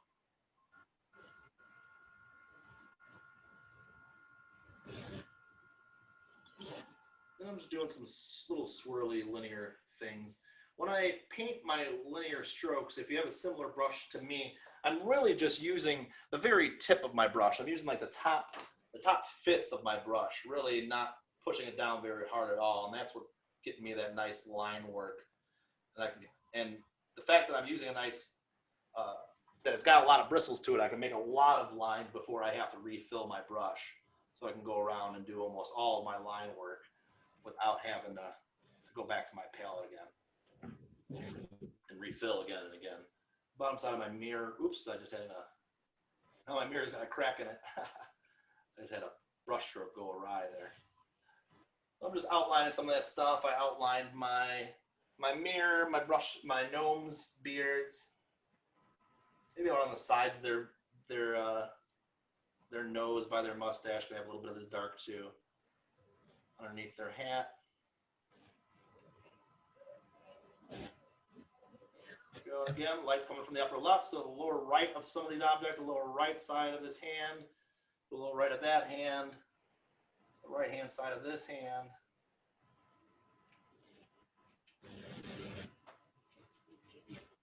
I'll need a little bit of shadow there.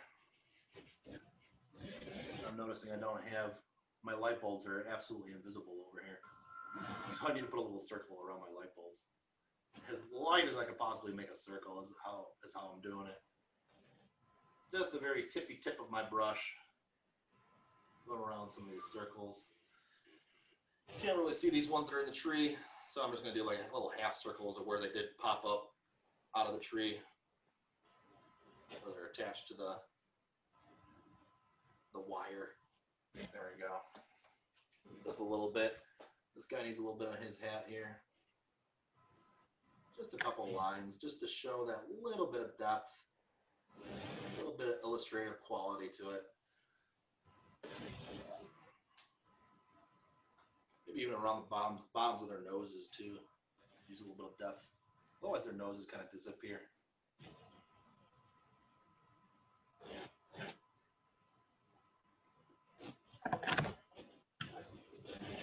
So, again, I wish I could walk around the room and see where you guys are at. So this is where I would really wrap mine up and call it finished and walk around the room. Even though mine's not finished, I probably could spend another hour on mine and touch it up. I did yap a lot while I was doing it too, and helped out a few people jump on the internet. But final couple steps, make sure you sign your name with a color that you have on your palette. You don't want to be signing your name with a Sharpie marker later, and then your name shines out as the most important thing in the composition. So use like a color that you already have, maybe like one of these grays to sign your name. And I like to water my paint down quite a bit so it comes out fluid off my brush. I am going to do one more step of throwing some snow in here at the end. But I'm going to go ahead and sign my name. While my gray is still wet. That's what I use. Gray, you want gray with it? I did use gray there. Awesome. So throw that in a corner, throw in the left corner, right corner, whatever corner feels comfortable. The final thing I'm doing is I'm going to add some blobs of straight white to where the tire is kind of bouncing off the ground and to my couple trees in the background. Oh, that's what I was going to ask. But other than that, I'm pretty much done. So I'm going to wrap up this final step, popping a couple whites in about 3 minutes, and then we're gonna wrap it up. So I'm just dabbing my white on there. Again, I'm going to make this a video available after. It might not be up tomorrow, but I'm going to make it available for you guys, either on YouTube or Vimeo, and I'm going to send you guys the link so you can go back and look at this if you ever got lost, or say you wanted to paint it again. Heck, I've painted it twice and I'm still enjoying it, so maybe you want to paint it again, give it another shot, or maybe you want to perfect the process and give it to somebody as a Christmas gift. Go for it. So you can watch that video later. And the tree, boy, this white really helps make the tree look complete. I'm going to go ahead and zoom in on this so you can see the magic happening. But it really is this last step. It's all about the last couple steps. That last bit of shading to the car. And isn't that funny? The other camera makes the red look way better, and then this camera makes the green look way better. Watch this again. Look at this, guys. I'm going to switch back to this camera. Look how good my greens look. Look how good this red looks on this camera. It's like perfect. And I popped my other camera, and the greens look good, but then the reds, what the heck happened to the reds? But it's really looking close to finish, and you can see that this last layer of white really helps finish these trees too. So I'm only doing the trees that are in the most foreground. I'm not doing these guys that are way back here. I'm just doing this little tiny baby one, this tiny baby one, and this guy that's in the foreground here on the right-hand side.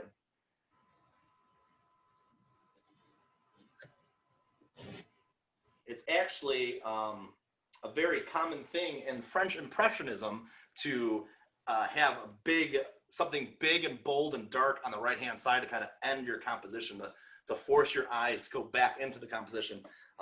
It's very French Impressionistic. So maybe you could guess that when they're looking at your painting. There we go, finishing up our last couple touches of our white. So any part that you messed up with your wispy green strokes in the beginning that you didn't like, just cover that right back up. Oh, I didn't like that, cover that up. And it doesn't even have to be consistent because that snow could have fallen off at any point. So it doesn't even have to be like symmetrical and regular going across here. And that is my final touches there. Oh, by the tire here too. A little bit by the tire. A couple little pieces of snow popping up, kind of creating some action. A couple little dots of snow popping up from the tire.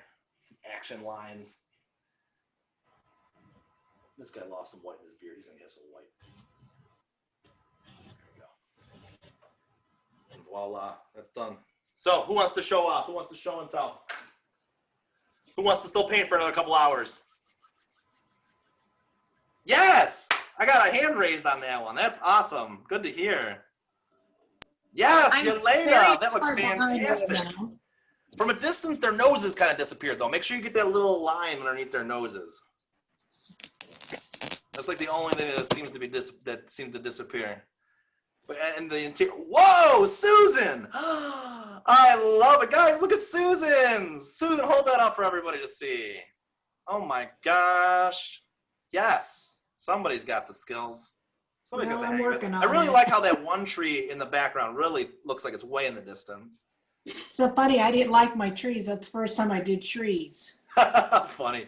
And you know what never was know funny until is, the very end. You never know.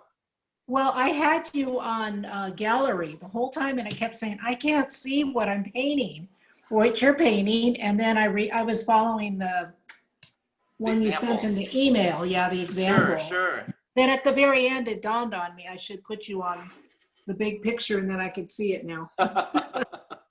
Anyways, it was fun. Awesome. Anybody else want to show and tell? Let's see how it turned out. If you're still working, that's all right. Keep working. All right, we got Grandpa Jim and Nancy showing off. Ooh, Nancy's going to turn out kind of thick, huh? You like painting thick. Oh, it's because you were covering up. It's because you were covering up that big rock, right? That's right. It got too dark with that gray on the left-hand side, so you had to get thick. Hey, sometimes you got no choice, and it makes the decision. Happy little accidents. It makes the decision for you, and then you go with it, and it works out. Look at this. Our little elf had to squeeze into the top there, huh, Haley? You got a little tight squeeze. That's working good. Hold it up one more time. I want to see the whole thing.